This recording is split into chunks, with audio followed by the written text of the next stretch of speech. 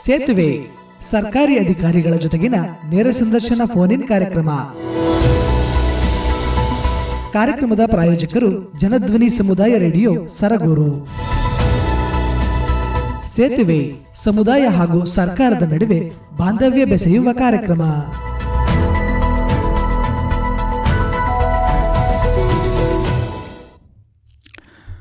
ಪ್ರಿಯ ಜನಧ್ವನಿ ಕೇಳುಗರಿಗೆಲ್ಲ ನಮಸ್ಕಾರ. ಇದು ನಿಮ್ಮ ನೆಚ್ಚಿನ ಹಾಗೂ ಮೈಸೂರು ಜಿಲ್ಲೆಯ ಮೊಟ್ಟಮೊದಲ ಸಮುದಾಯ ಬಾನುಲಿ ಕೇಂದ್ರ ಜನಧ್ವನಿ.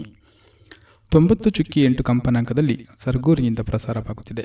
ಕೇಳುಗರೆ, ಎಂದಿನಂತೆ ತಮಗೆಲ್ಲರಿಗೂ ನೇರ ಸಂದರ್ಶನ ಫೋನ್ ಇನ್ ಕಾರ್ಯಕ್ರಮಕ್ಕೆ ಆತ್ಮೀಯ ಸ್ವಾಗತ. ನಾನು ನಿಮ್ಮ ಬಾನುಲಿ ಗೆಳೆಯ ನಿಂಗರಾಜು.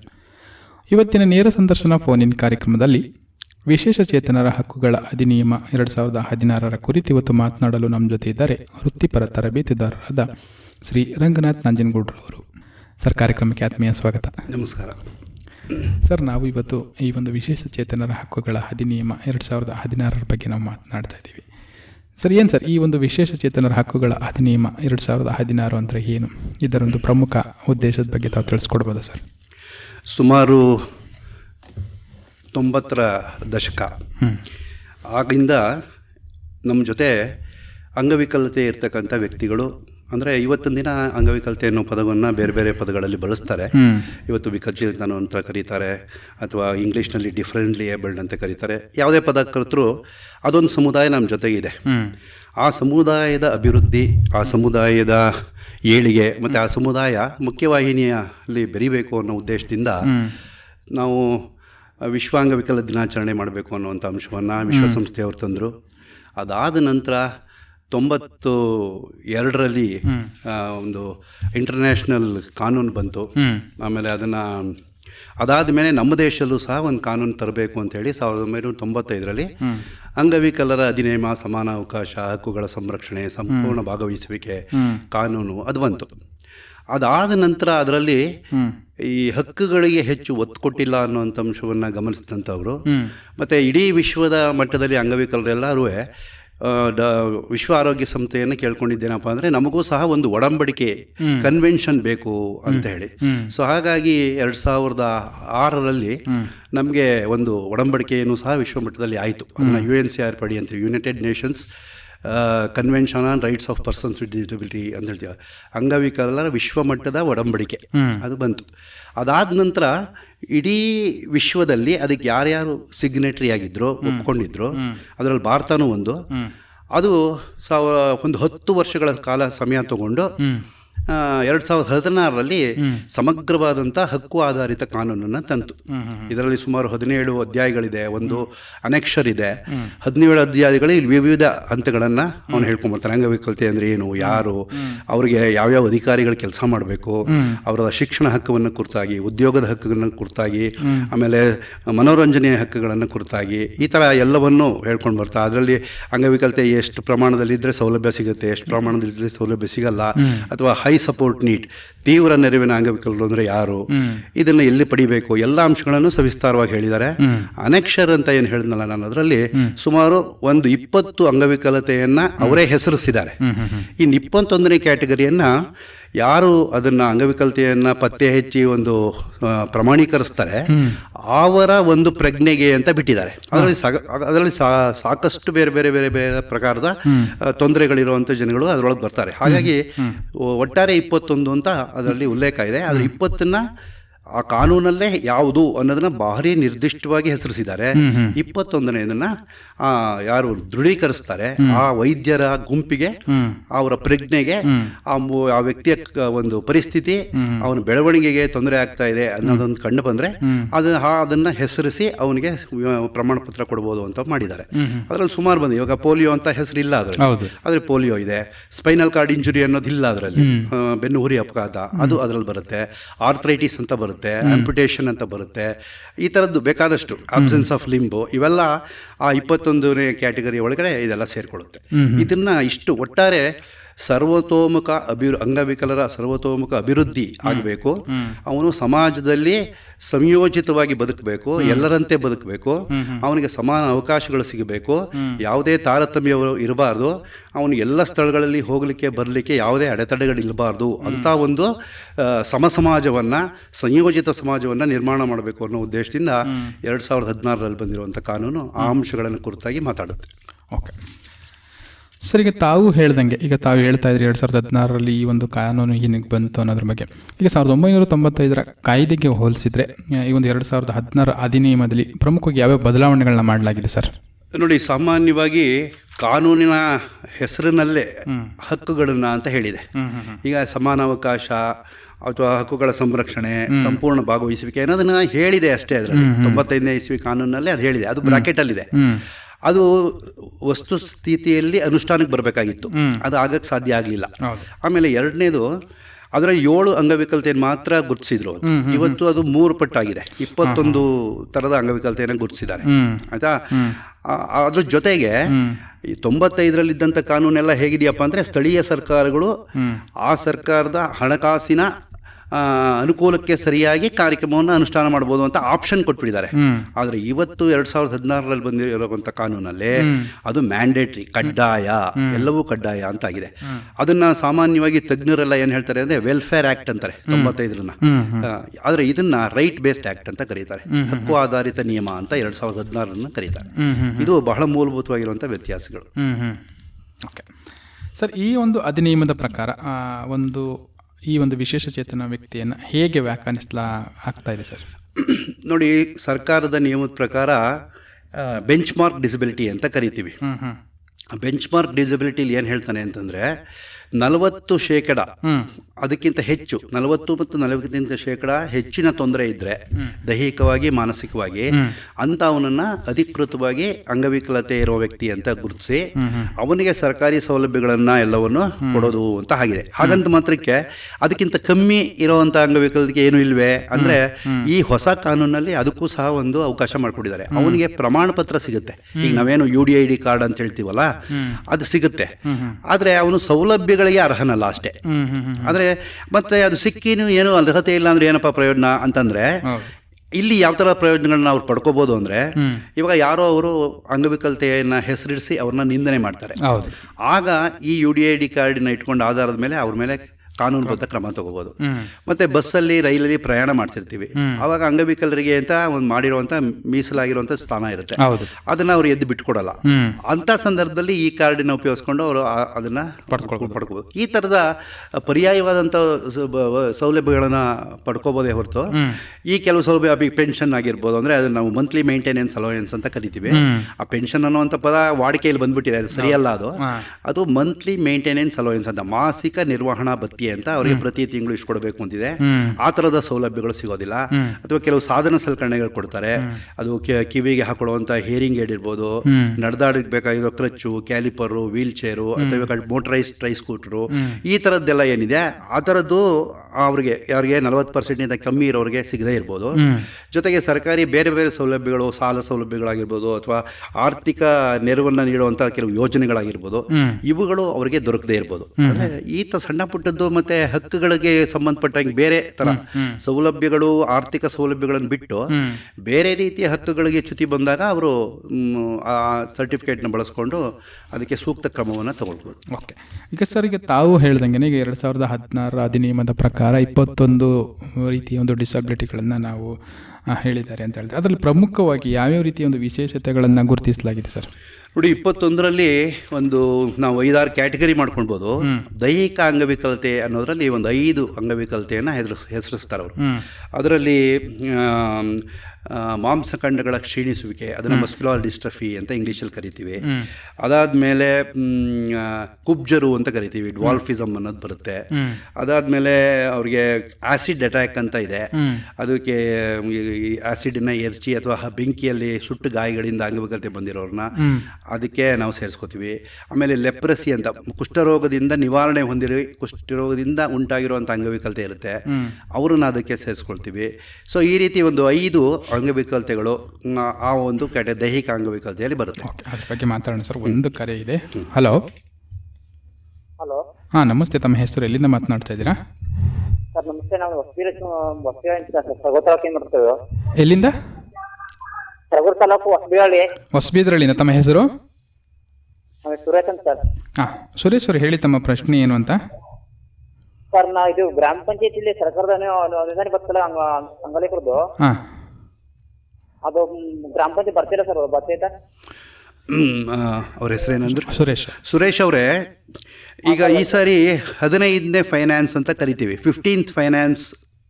ಅದರಲ್ಲಿ ಬರುವಂಥ ಅನುದಾನವನ್ನು ಗ್ರಾಮ ಪಂಚಾಯಿತಿಗಳು, ತಾಲೂಕ್ ಪಂಚಾಯಿತಿಗಳು, ಜಿಲ್ಲಾ ಪಂಚಾಯಿತಿಗಳು ಹೇಗೆ ಬಳಸಬೇಕು ಅಂತ ಒಂದು ಸರ್ಕಾರದ ಗೈಡ್ಲೈನ್ ಇದೆ, ಮಾರ್ಗಸೂಚಿ ಇದೆ. ಅದರ ಪ್ರಕಾರ ಅವ್ರು ಏನು ಮಾಡ್ತಿದ್ದಾರೆ ಅಂತಂದರೆ, ಆ ಹಣವನ್ನು ಒಂದು 5% ಹಣವನ್ನು ಅವರು ಅಂಗವಿಕಲ್ಯ ಕಲ್ಯಾಣಕ್ಕೋಸ್ಕರ ಎತ್ತಿಡಬೇಕು ಅಂತದ್ದು ಅದು ನಿಯಮದ ಪ್ರಕಾರ ಹೇಳುತ್ತೆ. ಈ ಸಾರಿ 15th ಫೈನಾನ್ಸಲ್ಲಿ ಏನು ಮಾಡ್ತಾ ಇದ್ದಾರೆ ಅಂದರೆ, ಸಾರ್ವಜನಿಕ ಕಟ್ಟಡಗಳಲ್ಲಿ, ಸ್ಥಳಗಳಲ್ಲಿ ಅಂಗವಿಕಲರಿಗೆ ಅಡೆತಡೆ ರಹಿತ ವಾತಾವರಣವನ್ನು ನಿರ್ಮಾಣ ಮಾಡಲಿಕ್ಕೆ ಆ ಹಣವನ್ನು ಬಳಸಬೇಕು ಅಂತ ಇದೆ. ನೀವು ಕೇಳಿದ್ದು ಪ್ರಶ್ನೆ ಒಳ್ಳೆಯದೇ. ಯಾಕೆಂದರೆ ಮುಂಚೆ ಎಲ್ಲ ಗ್ರಾಮ ಪಂಚಾಯಿತಿಯಿಂದ 5% ಹಣವನ್ನು ಅಂಗವಿಕಲರಿಗೆ ನೇರವಾಗಿ ಕೊಡ್ತಾಯಿದ್ರು. ಅವ್ರಿಗೆ ಉದ್ಯೋಗ ಮಾಡಲಿಕ್ಕಾಗ್ಬೋದು, ಸಾಧನ ಸಲಕರಣೆ ತೊಗೊಳಕ್ಕಾಗ್ಬೋದು, ಅಥವಾ ಔಷಧೋಪಚಾರಕ್ಕಾಗ್ಬೋದು, ಇನ್ನಿತರ ಏನೇ ಅವರ ಅವಶ್ಯಕತೆ ಇದೆಯೋ ಅದಕ್ಕೆ ಬಳಸ್ಕೊಳ್ಳಿ ಅಂತ ಕೊಡ್ಬೋದಾಗಿತ್ತು. ಆದರೆ ಈ 15th ಫೈನಾನ್ಸ್ ಇದ್ರ ಪ್ರಕಾರ, ನಿಯಮದ ಪ್ರಕಾರ ಈ ಸಾರಿ ಆ ಥರದ್ದು ಕೊಟ್ಟಿದ್ದು ಅಷ್ಟೊಂದು ಉಪಯೋಗ ಆಗಿಲ್ಲ. ಹಾಗಾಗಿ ಸಾರ್ವಜನಿಕ ಸ್ಥಳಗಳಲ್ಲಿ ನಾವು ಅಡೆತಡೆ ರಹಿತ ವಾತಾವರಣವನ್ನು ನಿರ್ಮಾಣ ಮಾಡಿದಾಗ ಎಲ್ಲ ಥರದ ಅಂಗವಿಕಲರು ಅದನ್ನು ಬಳಸ್ಕೊಳ್ಳೋಕ್ಕೆ ಅನುಕೂಲ ಆಗುತ್ತೆ ಅಂತ ಹೇಳಿ ಈ ಕ್ರಮವನ್ನು ಸರ್ಕಾರ ತಗೊಂಡಿದೆ. ಹಾಗಾಗಿ ಈಗ ನೇರವಾಗಿ ಫಲಾನುಭವಿಗಳಿಗೆ ಸಿಗೋ ದುಡ್ಡು ಅದು ಇಂಡೈರೆಕ್ಟಾಗಿ ಅಂಗವಿಕಲರ ಅಭಿವೃದ್ಧಿಗೆ ಉಪಯೋಗ ಆಗ್ತಾಯಿದೆ. ಸರ್ ಈಗ ನಾನು 3 ಸಾವಿರ ಬರ್ಕೊಟ್ಟಿದ್ದೀನಿ. ಅವ್ರು ಯಾವುದೇ ರೀತಿ ಅನುದಾನ ಬರಲ್ಲ, ಇಲ್ಲಿ ನೀವು ಇಲ್ಲಿಗೆ ಹೋಗಿ ಕೇಳಿ ಅಂತ ಅವರಲ್ಲ. ಅದೇ ನಾನೀಗ ಹೇಳಿದ್ನಲ್ಲ, ಅವರು ನಿಮ್ಗೆ ಹೇಳಿದ್ರೆ ಅರ್ಥ ಆಗಲ್ಲ ಅಂತನೋ ಅಥವಾ ಸಮಯ ಇಲ್ಲದೆ ಇರೋದ್ರಿಂದನೋ ಆ ರೀತಿ ಕಾರಣ ಹೇಳ್ತಾ ಇದ್ದಾರೆ. ಈ ಸಾರಿ ಬಂದಿರತಕ್ಕಂಥ ಈ ಅಕಾಡೆಮಿಗೆ, ಇದು ಫೈನಾನ್ಷಿಯಲ್ ಇಯರಲ್ಲಿ ಬಂದಿರೋವಂಥ ಹಣಗಳು, ಈಗ ನಾನು ಹೇಳಿದ್ನಲ್ಲ, ಇವಾಗ ಒಂದು ಶಾಲೆಗೆ ಹೋಗ್ತೀರ, ಆ ಶಾಲೆಯಲ್ಲಿ ರ್ಯಾಂಪ್ ಬೇಕು, ರ್ಯಾಂಪ್ ಇರೋದಿಲ್ಲ, ಅಲ್ಲಿ ರ್ಯಾಂಪ್ ಕಟ್ಟಿಸೋದು, ಅಥವಾ ಶಾಲೆಯಲ್ಲಿರುವಂಥ ಶೌಚಾಲಯ ಅಂಗವಿಕಲರು ಹೋಗಲಿಕ್ಕೆ ಬರಲಿಕ್ಕೆ ಅನುಕೂಲ ಇಲ್ಲದೆ ಇರೋವಂಥ ರೀತಿಯಲ್ಲಿರುತ್ತೆ, ಆ ಶೌಚಾಲಯ ಕಟ್ಟಿಸ್ಕೊಡೋದು, ಅಥವಾ ಪಂಚಾಯಿತಿ ಆಫೀಸ್ ಇರ್ಬೋದು, ಅಥವಾ ಬಸ್ ಸ್ಟ್ಯಾಂಡ್ ಇರ್ಬೋದು, ಅಥವಾ ಪೊಲೀಸ್ ಸ್ಟೇಷನ್ ಇರ್ಬೋದು, ಅಥವಾ ಯಾವುದಾದ್ರು ಕೋರ್ಟು ಕಚೇರಿಗಳಿರ್ಬೋದು, ಈ ಥರ ಯಾರು ಸಾರ್ವಜನಿಕ ಜಾಗಗಳು ಅಂತ ನಾವೇನು ಉಲ್ಲೇಖ ಮಾಡ್ತೀವಿ, ಅಲ್ಲಿ ಅಂಗವಿಕಲರು ಹೋಗಲಿಕ್ಕೆ ಬರಲಿಕ್ಕೆ ಕೂತ್ಕೊಳ್ಳಿಕ್ಕೆ ಅಥವಾ ಶೌಚಾಲಯಗಳನ್ನು ಉಪಯೋಗಿಸ್ಲಿಕ್ಕೆ ಇರೋವಂಥ ಅಡ್ಡಿ ಆತಂಕಗಳೇನಿದೆ ಅದನ್ನು ತೆರವು ಮಾಡಿ ಅವರಿಗೆ ಅನುಕೂಲಕರವಾಗಿರುವಂತಹ ಶೌಚಾಲಯವನ್ನು ಕಟ್ಟಿಸೋಕ್ಕೆ, ಆ ಕಚೇರಿಗಳಿಗೆ ಹೋಗಲಿಕ್ಕೆ ಬರಲಿಕ್ಕೆ ಬೇಕಾಗಿರುವಂಥ ರ್ಯಾಂಪು, ವೀಲ್ಚೇರು ಅದಾಗದೆ ಹೋಗ್ಲಿಕ್ಕೆ ಬರೋಕ್ಕೆ ಆಗೋಂಗೆ ಆ ಥರದ ಕಟ್ಟಡ ವಿನ್ಯಾಸಗಳನ್ನು ಮಾಡಲಿಕ್ಕೋಸ್ಕರ ಬಳಸಿ ಅಂತ ಹೇಳಿರೋದ್ರಿಂದ ನಿಮಗೆ ಪಂಚಾಯಿತಿಯಲ್ಲಿ ನೇರವಾಗಿ ಅಂಗವಿಕಲ ವ್ಯಕ್ತಿಗಳಿಗೆ ಅಥವಾ ವಿಕಲಚೇತನ ವ್ಯಕ್ತಿಗಳಿಗೆ ಅವರು ಹಣವನ್ನು ಕೊಡ್ತಾ ಇಲ್ಲ ಈ ಸಾರಿ ಅಷ್ಟೇ. ಮುಂಚೆ ಎಲ್ಲ ಕೊಟ್ಟಿದ್ದಾರೆ. ಈ ಒಂದು 15th ಫೈನಾನ್ಸ್ ಯಾವಾಗ ಆಪ್ರೇಟ್ ಆಗ್ತಾ ಇದೆ ಅಲ್ಲಿಂದ ಈಚೆಗೆ ಆ ಹಣವನ್ನು ಈ ಕೆಲಸಕ್ಕೋಸ್ಕರ ಬಳಸ್ತಾ ಇದ್ದಾರೆ. ಅದು ನಾ ಈಗ ಆಲ್ರೆಡಿ ಹೇಳ್ದಂಗೆ ಅಡೆತಡೆ ರಹಿತ ವಾತಾವರಣವನ್ನು ನಿರ್ಮಾಣ ಮಾಡಲಿಕ್ಕೋಸ್ಕರ ಬಳಸ್ತಾ ಇದ್ದಾರೆ. ನೇರ ಫಲಾನುಭವಿಗಳಿಗೆ ಕೊಡ್ತಿಲ್ಲ ಅಷ್ಟೇ. ಓಕೆ.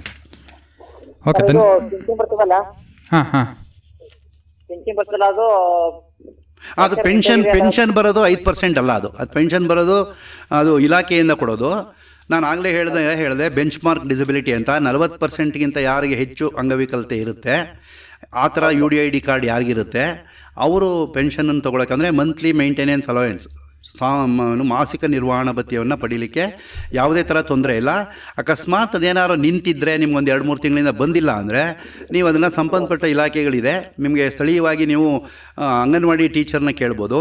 ಇಲ್ಲ ಅಂತಂದರೆ ನೀವು ತಾಲೂಕು ಕೇಂದ್ರಕ್ಕೆ ಬಂದರೆ CDPO ಅಂತ ಇದ್ದಾರೆ, ಶಿಶು ಅಭಿವೃದ್ಧಿ ಯೋಜನಾಧಿಕಾರಿಗಳು ಅಂತಿದ್ದಾರೆ, ಅವ್ರ ಕಚೇರಿಯಲ್ಲಿ ಹೋಗಿ ವಿಚಾರಿಸಿದ್ರೆ ಅದು ಯಾಕೆ ನಿಂತಿದೆ, ಏನಕ್ಕೆ ಬರ್ತಾ ಇಲ್ಲ ಅನ್ನೋದನ್ನು ನಿಮಗೆ ಮಾಹಿತಿ ಕೊಟ್ಟು ಅದು ಅದರಲ್ಲಿ ಏನಾದ್ರು ಕುಂದುಕೊರತೆ ಇದ್ದರೆ ಅದನ್ನು ಬಗೆಹರಿಸ್ಕೊಡ್ತಾರೆ ಅವರು. ಬ್ಯಾಂಕ್ನಲ್ಲಿ ನೇರವಾಗಿ ಅಂಗವಿಕಲರಿಗೆ ಕೊಡೋದಕ್ಕೆ ಅವಕಾಶ ಇಲ್ಲ. ನೀವು ಸಂಘಗಳನ್ನು ಮಾಡಿಕೊಂಡು ಸಂಘದ ಮುಖಾಂತರ ಬ್ಯಾಂಕ್ನಲ್ಲಿ ಒಂದು ನಿಮ್ಮ ಅಕೌಂಟನ್ನು ಓಪನ್ ಮಾಡಿ ಅದಕ್ಕೆ ಏನಾದರೂ ಅವರು ಬ್ಯಾಂಕಿನಲ್ಲಿ ನೀವು ಸಾಲ ತೊಗೊಳ್ಳೋದಕ್ಕೆ ಅದಕ್ಕೊಂದು ಪ್ರಾವಿಷನ್ ಇದೆ. ಅದಲ್ಲದೆ ಮುದ್ರಾ ಯೋಜನೆ ಅಂತ ಇದೆ, ಅದು ಎಲ್ಲರಿಗೂ ಅನ್ವಯಿಸುವಂಥ ಮುದ್ರಾ ಯೋಜನೆ, ಅದರಲ್ಲಿ ನೀವು ಬ್ಯಾಂಕಿನಲ್ಲಿ ಸಾಲ ತೊಗೋಬೋದು. ಓಕೆ, ಧನ್ಯವಾದಗಳು ಸುರೇಶ್ ಅವರೇ. ಓಕೆ. ಈಗ ನಾನು ಸರ್, ಈಗ ತಾವು ಮಾತನಾಡ್ತಾ ದೈಹಿಕ ಅಂಗವಿಕಲತೆಯಲ್ಲಿ 5 ಪ್ರಕಾರಗಳನ್ನ ಹೇಳಿದೆ. ಅದೇ ಥರ ದೃಷ್ಟಿಗೆ ಸಂಬಂಧಪಟ್ಟಂಗೆ 2 ಇದೆ. ಅದು ಒಂದು ಅಂಧತ್ವ ಮತ್ತು ಮಂದದೃಷ್ಟಿ ಅಂತ. ಅಂದಮೇಲೆ ಈ ಮಾತು ಮತ್ತು ಕಿವಿ ಕೇಳಿಸ್ಲಿಕ್ಕೆ ಅದರನ್ನ ಅವರು 3 ಭಾಗ ಮಾಡಿದ್ದಾರೆ. ಒಂದು ಹಾರ್ಡ್ ಆಫ್ ಹಿಯರಿಂಗ್ ಅಂತಂದರೆ ಮಂದ ಕಿವಿ, ಕಿವುಡುತನ, ಆಮೇಲೆ ಮಾತು ಮತ್ತು ಭಾಷಾದೋಷ ಅಂತ. ಇದು 3 ಬರುತ್ತೆ. ಅಲ್ಲಿಗೆ 5 + 5 10 ಆಯಿತು. ಓಕೆ ಸರ್, ಅದ್ರ ಬಗ್ಗೆ ಮತ್ತಷ್ಟು ಚರ್ಚೆ ಮಾಡೋ ಮತ್ತೊಂದು ಕರೆ ಇದೆ. Hello hello. ಹಾಂ, ನಮಸ್ತೆ. ತಮ್ಮ ಹೆಸರು?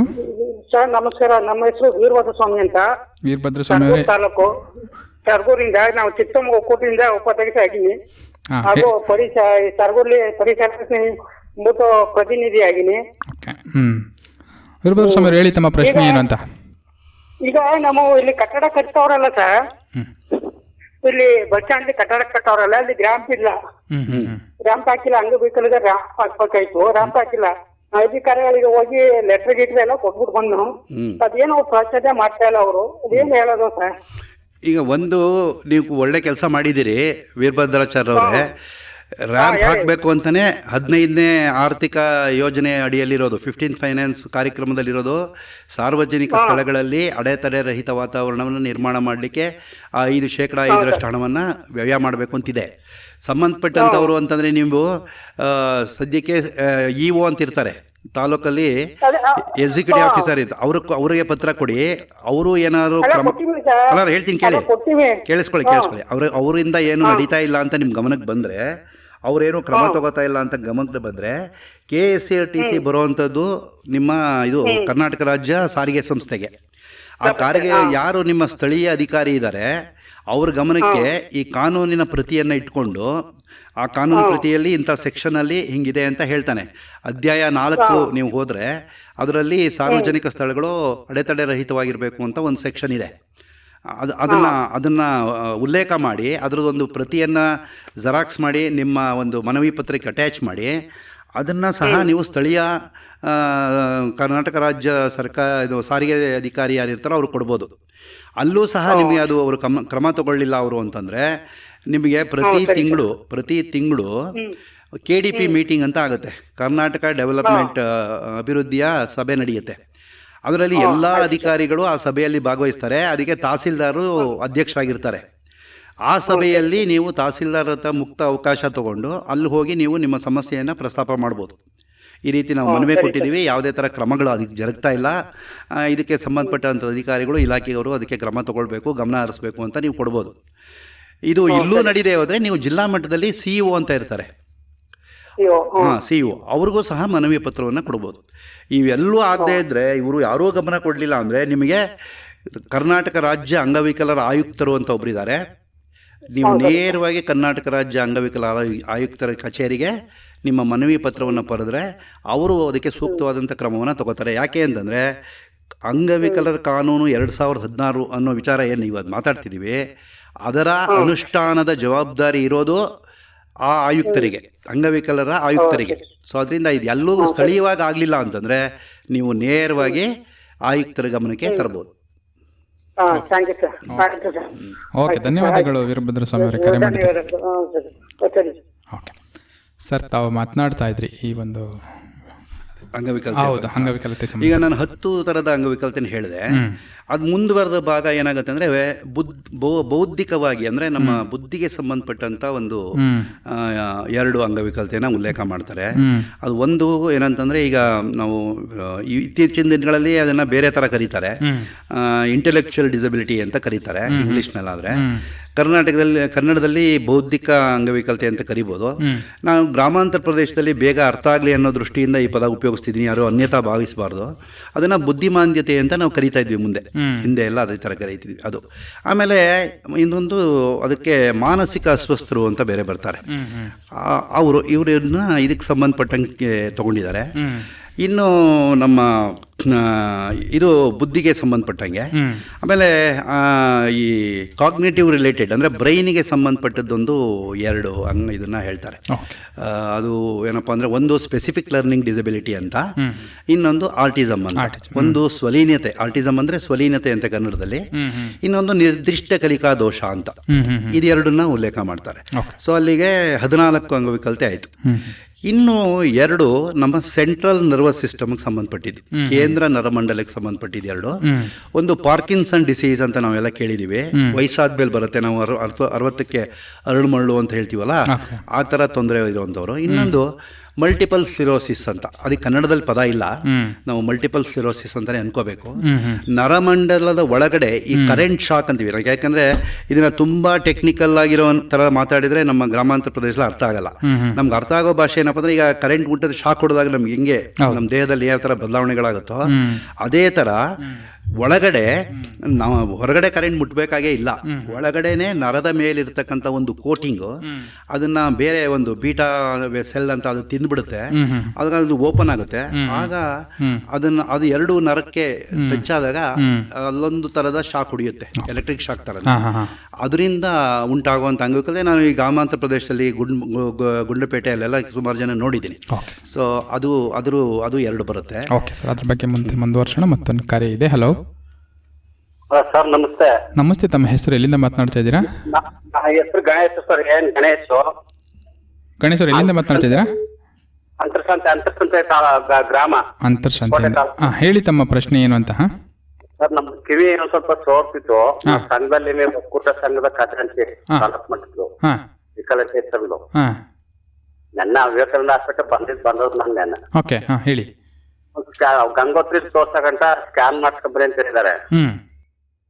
ಅದು ಬರ್ಕೊಟ್ರದವರು ಪ್ರೈವೇಟ್ ಬರ್ಕೊಟ್ಟಾರ ಕರ್ನಾಟಕ ದಯಾಗೋಷ್ಠಿಗೆ 4,000 ಕೇಳ್ತಾರೆ. ನಾವು ವಿಕಲಚೇತನರು ಅಂತ ಕೇಳಿ ಏನ್ ಮಾಡಿದ್ರು ಹೋಗ್ತಾ ಇಲ್ಲ. ಅವ್ರ ಹೆಸರು ಏನಂದ್ರಿ? ಗಣೇಶ್. ಗಣೇಶ್ ಅವರೇ, ನೀವು ವಿಕಲಚೇತನರು ಅನ್ನೋದಕ್ಕೆ ನಿಮ್ಮ ಹತ್ರ ಅದರ ಪ್ರಮಾಣ ಪತ್ರ ಇದೆಯಾ? ನಾನು ಆಗಲೇ ಹೇಳ್ದಲ್ಲ, UDID ಕಾರ್ಡ್ ಅಂತ ಇದೆಯಾ? ಇದೆಯಾ? ಹಾಂ, ಇದೆ. ಸೊ ಇದ್ಮೇಲೆ ನಿಮಗೆ ಈಗ ಸರಗೂರಲ್ಲಿ ಒಂದು ಒಳ್ಳೆ ಆಸ್ಪತ್ರೆಯನ್ನು ವಿವೇಕಾನಂದ ಕೇಂದ್ರದವರೇ ನಡೆಸ್ತಾ ಇದ್ದಾರೆ. ನೀವು ಅಲ್ಲಿನೂ ಬಂದು ನಿಮ್ಗೆ ಏನಾದ್ರು ಡಾಕ್ಟ್ರ್ ಬರ್ಕೊಟ್ಟಿದ್ದಾರೆ ಅದನ್ನು ಚೆಕ್ ಮಾಡ್ಬೋದು. ಇಲ್ಲ ಅಂದರೆ ಮೈಸೂರಿನಲ್ಲಿ ಈ all India institute of speech and hearing ಅಂತ ಇದೆ, ನಿಮಗೆ ಗೊತ್ತಿರಬೇಕು. ಅಖಿಲ ಭಾರತ ವಾಕ್ಶ್ರವಣ ಸಂಸ್ಥೆ ಅಂತ ಒಂದಿದೆ. ನೀವು ಅಲ್ಲಿಗೆ ನೇರವಾಗಿ ಹೋಗಿ ನಿಮ್ಮ ಕಿವಿ ತೊಂದರೆ ಏನಿದೆ ಅದನ್ನು ತೋರಿಸಿದ್ರೆ ನಿಮಗೆ ಅವರು ಸೂಕ್ತವಾದ. ಹಾಂ, ಗಂಗೋತ್ರಿ ಮೇಡಮ್ ತೋರಿಸಿ ಬರ್ಕೊಟ್ಟಿದ್ದಾರೆ. ಯಾರು ಗಂಗೋತ್ರಿ ಮೇಡಮ್? ಯಾರು ಹೆಸರು ಗೊತ್ತಿಲ್ಲ ಸರ್. ಇಲ್ಲ, ನಾನು ಹೇಳೋವಂಥ ಜಾಗಕ್ಕೆ ಹೋಗಿ ಅಲ್ಲಿ ಹೆಚ್ಚಿನ ಖರ್ಚನ್ನು ತೊಗೊಳ್ಳಲ್ಲ ಅವರು. ಮತ್ತು ನೀವು BPL ಕಾರ್ಡ್ ಇದ್ದರೆ BPL ಕಾರ್ಡು ತೊಗೊಂಡೋಗಿ, ಆವಾಗ ನಿಮಗೆ ಆ ಎಲ್ಲ ಖರ್ಚುಗಳನ್ನು ಅವರು ಅದನ್ನು ವೇವ್ ಆಫ್ ಮಾಡ್ತಾರೆ. ಅವರು ಸೂಕ್ತವಾಗಿ ನಿಮ್ಮ ಕಿವಿಗೆ ಏನು ತೊಂದರೆ ಇದೆ ಅನ್ನೋದನ್ನು ಪರಿಶೀಲನೆ ಮಾಡಿ, ಪರೀಕ್ಷೆ ಮಾಡಿ, ಏನನ್ನು ಕೊಡಬೇಕು ಅನ್ನೋದನ್ನು ಅವರು ನಿಮಗೆ ಕೊಡ್ತಾರೆ. ಅಕಸ್ಮಾತ್ ಸ್ವಲ್ಪ ಸಣ್ಣ ಪ್ರಮಾಣದಲ್ಲಿ, ತುಂಬ ದುಬಾರಿ ಅಲ್ಲ, ನೀವು ಹೇಳಿದ್ರಲ್ಲ ಈಗ ಅಷ್ಟೊಂದು ದುಬಾರಿ ಅಲ್ಲದೆ ಇದ್ರೂ, ಯಾಕೆಂದರೆ ಇವತ್ತು ಫ್ರೀ ಅಂತ ಕೊಟ್ಟು ಅದನ್ನು ಅವರು ದುರುಪಯೋಗ ಪಡಿಸ್ಕೋತಾ ಇದ್ದಾರೆ ಅನ್ನೋದು ಅವ್ರ ಗಮನಕ್ಕೆ ಬಂದಿದೆ. ಹಾಗಾಗಿ ಯಾವುದೂ ಉಚಿತವಾಗಿ ಕೊಡಬಾರ್ದು ಅನ್ನೋದಕ್ಕೋಸ್ಕರ ಅವರು ಒಂದು ಸಣ್ಣ ಪ್ರಮಾಣದ ಒಂದು ಚಾರ್ಜ್ ಮಾಡ್ತಾರೆ. ಅದನ್ನು ಬೇಜಾರು ಮಾಡ್ಕೊಬೇಡಿ, ಅದಕ್ಕೆ ಅವರು ರಸೀತಿ ಎಲ್ಲ ಕೊಡ್ತಾರೆ. ಸೊ ಅದರಿಂದ ಅದನ್ನು ಬಳಸಿದಾಗ ಮಾತ್ರ ನಾವು ದುಡ್ಡು ಕೊಟ್ಟಿದ್ದರೆ ಬೆಲೆ ಬರುತ್ತೆ ಅದಕ್ಕೆ ಬಳಸೋಕ್ಕೆ ಅಂತ. ಆ ದೃಷ್ಟಿಯಿಂದ ಅವರು ಒಂದು ಸ್ವಲ್ಪ ಸಣ್ಣ ಪ್ರಮಾಣದ ಚಾರ್ಜ್ ಮಾಡೋದು, ಹೆವಿ ಆಗೋಲ್ಲ, ನಿಮಗೆ ಹೊರೆ ಆಗೋಲ್ಲ ಅದು ಇದೆ. ಇಲ್ಲಾಂದರೆ ಕೆಲವು ಸಮಯ ಉಚಿತವಾಗೂ ಆಗ್ಬೋದು. ನೀವು ಅಲ್ಲಿಗೆ ಹೋದರೆ ಒಳ್ಳೆಯದು, ಯಾಕೆಂದರೆ ನಿಮಗೆ ಮೈಸೂರು ಜಿಲ್ಲೆಗೆ ಸಂಬಂಧಪಟ್ಟವರಾಗಿರೋದ್ರಿಂದ ನೀವು ಅಲ್ಲೇ ನಿಮ್ಮ ಹತ್ತಿರದಲ್ಲೇ all India institute of speech and hearing ಇರೋದ್ರಿಂದ ನೀವು ಅಲ್ಲಿಗೆ ಹೋಗ್ಬೋದು. ಅಖಿಲ ಭಾರತ ವಾಕ್ಶ್ರವಣ ಸಂಸ್ಥೆ ಅಂತ ಹತ್ತಿರದಲ್ಲೇ ಇದೆ, ಅಲ್ಲಿ ಹೋಗಿ ತೋರಿಸಿ. ಅಲ್ಲಿ ಎಲ್ಲವೂ ಕಮ್ಮಿ ಖರ್ಚಲ್ಲಾಗುತ್ತೆ ಅಥವಾ ಕೆಲವು ಉಚಿತವಾಗಿ ಆಗುತ್ತೆ. ಗಂಗೋತ್ರಿ ಹತ್ರಲ್ಲ, ಗಂಗೋತ್ರಿ ಇದೆಯಲ್ಲ ಬೆಂಗಳೂರು, ಮೈಸೂರು ಯೂನಿವರ್ಸಿಟಿ ಅಂತ ಕರಿತೀವಲ್ಲ, ಮೈಸೂರು ವಿಶ್ವವಿದ್ಯಾನಿಲಯ, ಅದಕ್ಕೆ ಆ ಜಾಗಕ್ಕೆ ಗಂಗೋತ್ರಿ ಅಂತ ಕರೀತಾರೆ. ಗಂಗೋತ್ರಿ ಅಂತ ಯಾರೂ ಇಲ್ಲ, ನನಗೆ ಗೊತ್ತಿಲ್ಲ ಆ ಜಾಗಕ್ಕೆ. ಅದ್ರ ಪಕ್ಕನೇ ಬರುತ್ತೆ. ಆ ಆಸ್ಪತ್ರೆಗೆ ಹೋಗಿ ಅದೇ ಅಲ್ಲಿ ಸ್ಕ್ಯಾನ್ ಎಲ್ಲ ಮಾಡೋ ವ್ಯವಸ್ಥೆ ಇರುತ್ತೆ. ಯಾಕೆಂದರೆ ಅದು ರಾಷ್ಟ್ರಮಟ್ಟದ ಸಂಸ್ಥೆ, ಅಲ್ಲಿ ಬೇರೆಯವ್ರಿಗೆ ಯಾರಿಗೂ ಬರ್ಕೊಡೋವಂಥ ವ್ಯವಸ್ಥೆ ಇರೋದಿಲ್ಲ. ನೀವು ಇನ್ನೊಂದು ಸಾರಿ ಹೋಗಿ ಅಥವಾ ಸರಗೂರಿಗೆ ಬಂದು ಇಲ್ಲಿ ಇರೋವಂಥ ಕಾರ್ಯಕರ್ತರನ್ನ ಭೇಟಿ ಮಾಡಿ, ಅದು ನಿಮ್ಮ ತೊಂದರೆ ಏನಿದೆ ಅಂತ ಅವ್ರು ಒಂದು ಸಾರಿ ಗಮನಿಸಿ ನಿಮಗೆ ಸರಿಯಾದ ಮಾರ್ಗದರ್ಶನ ಮಾಡ್ತಾರೆ. ನನ್ನ ಬಂದಿದೆ ಸರ್. ಈಗ ಇದಕ್ಕೆ ಸರಗೂರು ವಿವೇಕಾನಂದ ಹಾಸ್ಪಿಟ್ಲ್ ಬಂದು ತೋರ್ಸ್ಕೊಂಡು ಅಂಬೇಡ್ಕರ್ ಎಲ್ಲ ಮಾಡಿಸ್ಕೊಂಡು ನೋಡ್ಕೊಂಡು ಆ ಡಾಕ್ಟ್ರ್ ಏನಾಗೈತಾ CT ಸ್ಕ್ಯಾನ್ ಬರ್ದಿತ್ತು. CT ಸ್ಕ್ಯಾನ್ ಮಾಡಿಸ್ಕೊಂಡು ಬಂದಿದ್ದೀವಿ. ಮಾಡಿಸ್ಕೊಂಡ್ಮೇಲೆ ಗೊತ್ತಾಯ್ತಾ ಯಾವ ರೀತಿ ಆಯ್ತಾ ಆಪರೇಷನ್ ಸಿಕ್ಕಿದೆ. ಎಷ್ಟು ವಯಸ್ಸು ಈಗ ನಿಮಗೆ? ನಾವು 58 ಸರ್. ಓಕೆ, ಈಗಲೂ ಮಾಡಿ ನೋಡಿ, ಇನ್ನೊಂದು ಸಾರಿ ಪರೀಕ್ಷೆ ಮಾಡಿ ಸೂಕ್ತವಾದ ಕ್ರಮ ಆಗ್ಬೋದು ನಿಮಗೆ. ಓಕೆ, ಧನ್ಯವಾದಗಳು ಗಣೇಶ್ ಅವರೇ ಕರೆ ಮಾಡಿದ್ದಕ್ಕೆ. ಸರಿ ಬಿಡಿ. ಓಕೆ ಓಕೆ ಸರ್, ಈಗ ತಾವು ಮಾತನಾಡ್ತಿದ್ದಂಗೆ ನಾವು ಹೇಳೋದಾದ್ರೆ ಈಗ ತಾವು ಹೇಳಿದೆ ಈಗ ಯಾವ್ಯಾವ ಒಂದು ವಿಶೇಷ ಚೇತನಗಳನ್ನು ನಾವು ಅದರಲ್ಲಿ ನಾನೀಗ ನರಮಂಡಲಕ್ಕೆ ಸಂಬಂಧಪಟ್ಟದ್ದು 2 ಹೇಳಿದೆ. ಅದಾದ್ಮೇಲೆ ರಕ್ತಕ್ಕೆ ಸಂಬಂಧಪಟ್ಟಿದ್ದು ಒಂದು 3 ಇದೆ. ಅದನ್ನ ಹಿಮೋಫೀಲಿಯಾ ಅಂತ ಒಂದು, ಥೆಲಸೇಮಿಯಾ ಅಂತ ಒಂದು, ಸಿಕಲ್ ಸೆಲ್ ಅನಿಮಿಯಾ ಅಂತ ಒಂದು. ಸೊ ಇದು 3 ಮನುಷ್ಯನ್ ನೋಡಿದ್ರೆ ನಿಮಗೆ ದೈಹಿಕವಾಗಿ ಮಾನಸಿಕವಾಗಿ ಏನು ಗೊತ್ತಾಗಲ್ಲ, ಆದ್ರೆ ಇದು 3 ರಕ್ತಕ್ಕೆ ಸಂಬಂಧಪಟ್ಟಂಥದ್ದು. ಈಗ ಹಿಮೋಫೀಲಿಯಾ ಅಂತಂದ್ರೆ ಬ್ಲಡ್ ಕಲ್ಲಾಟ ಆಗಲ್ಲ ಅವ್ನಿಗೆ, ರಕ್ತಸ್ರಾವ ಏನಾದ್ರು ಗಾಯ ಆದ್ರೆ ನಮಗೆಲ್ಲ 30 ಸೆಕೆಂಡ್ಸು ಅಥವಾ 50 ಸೆಕೆಂಡ್ 20 ಸೆಕೆಂಡ್ ಅಲ್ಲಿ ಅಥವಾ ಮ್ಯಾಕ್ಸಿಮಮ್ ಅಂದ್ರೆ 1 ನಿಮಿಷದಲ್ಲಿ ರಕ್ತ ನಿಂತೋಗ್ಬಿಡುತ್ತೆ, ಸೋರಿಕೆ ಆಗಲ್ಲ. ಆದ್ರೆ ಇಂಥ ವ್ಯಕ್ತಿಗಳಲ್ಲಿ ಏನಾಗುತ್ತೆ, ಆ ರಕ್ತಸ್ರಾವ ನಿರಂತರವಾಗುತ್ತೆ, ಅದು ನಿಲ್ಲಲ್ಲ. ಇದು ಒಂದು ಕಂಡೀಷನ್. ಸೊ ಹಾಗಾಗಿ ಅದು ಬಹಳ ಭಯಂಕರವಾದ ಕಂಡೀಷನ್ನೇ. ಆ ರೀತಿ ಏನಾರು ಆಗಿ ರಕ್ತ ಹೋಗ್ತಾ ಇದ್ರೆ, ಯಾರು ರಕ್ತ ಕೊಡೋಕೆ ಹತ್ರದಲ್ಲಿ ಇಲ್ಲದೆ ಇದ್ರೆ ಆ ಮಗ ಹುಡುಗರ ಆ ವ್ಯಕ್ತಿ ಹೋಗ್ಬಿಡ್ತಾನೆ. ಸೊ ಆ ದೃಷ್ಟಿಯಿಂದ. 2ನೇದು, ಈಗ ಥೆಲಸೇಮಿಯಾ ಅನ್ನೋದು ತುಂಬಾ ಜನಗಳಿಗೆ ಆಗ್ತಾ ಇದೆ. ಈಗ ರಕ್ತದ ಉತ್ಪತ್ತಿ ಆಗೋದಿಲ್ಲ ಅವ್ರಿಗೆ. ನಮಗೆ ಆ ದೃಷ್ಟಿಯಿಂದ ಅವ್ರಿಗೆ ಹೊಸ ರಕ್ತವನ್ನೇ ಪ್ರತಿ 3 ತಿಂಗಳಿಗೆ 2 ತಿಂಗಳಿಗೆ ಅವರ ತೊಂದರೆಗೆ ಅನುಗುಣವಾಗಿ ಹೊಸ ರಕ್ತವನ್ನು ಅವ್ರು ಕೊಡಬೇಕಾಗುತ್ತೆ. ಅಷ್ಟು ರಕ್ತ ನಮ್ಮಲ್ಲಿ ಶೇಖರಣೆ ಆಗಬೇಕು, ಅಷ್ಟೊಂದು ಪೇಷಂಟ್ಗೆ ಅದನ್ನು ಕೊಡಬೇಕು. ಅದ್ರ ಪತ್ತೆ ಹಚ್ಚೋ ಕ್ರಮ ಎಲ್ಲ ನಡೀತಾ ಇದೆ. ಅದು ಒಂದು. ಇನ್ನೊಂದು ಏನಪ್ಪಾ ಅಂತಂದ್ರೆ ಸಿಕಲ್ ಸೆಲ್ ಅನಿಮಿಯಾ ಅಂತ ಈ ಟ್ರೈಬಲ್ ಏರಿಯಾಗಳಲ್ಲಿ, ಈಗ ನೀವು ಮಾತಾಡ್ತಿರೋದೆಲ್ಲ ಇಲ್ಲಿ ಟ್ರೈಬಲ್ ಜಾಸ್ತಿ ಇರೋದ್ರಿಂದ ಇಲ್ಲಿ ಮಲೇರಿಯಾ ಕಾಯಿಲೆ ಜಾಸ್ತಿ ಇರುತ್ತೆ.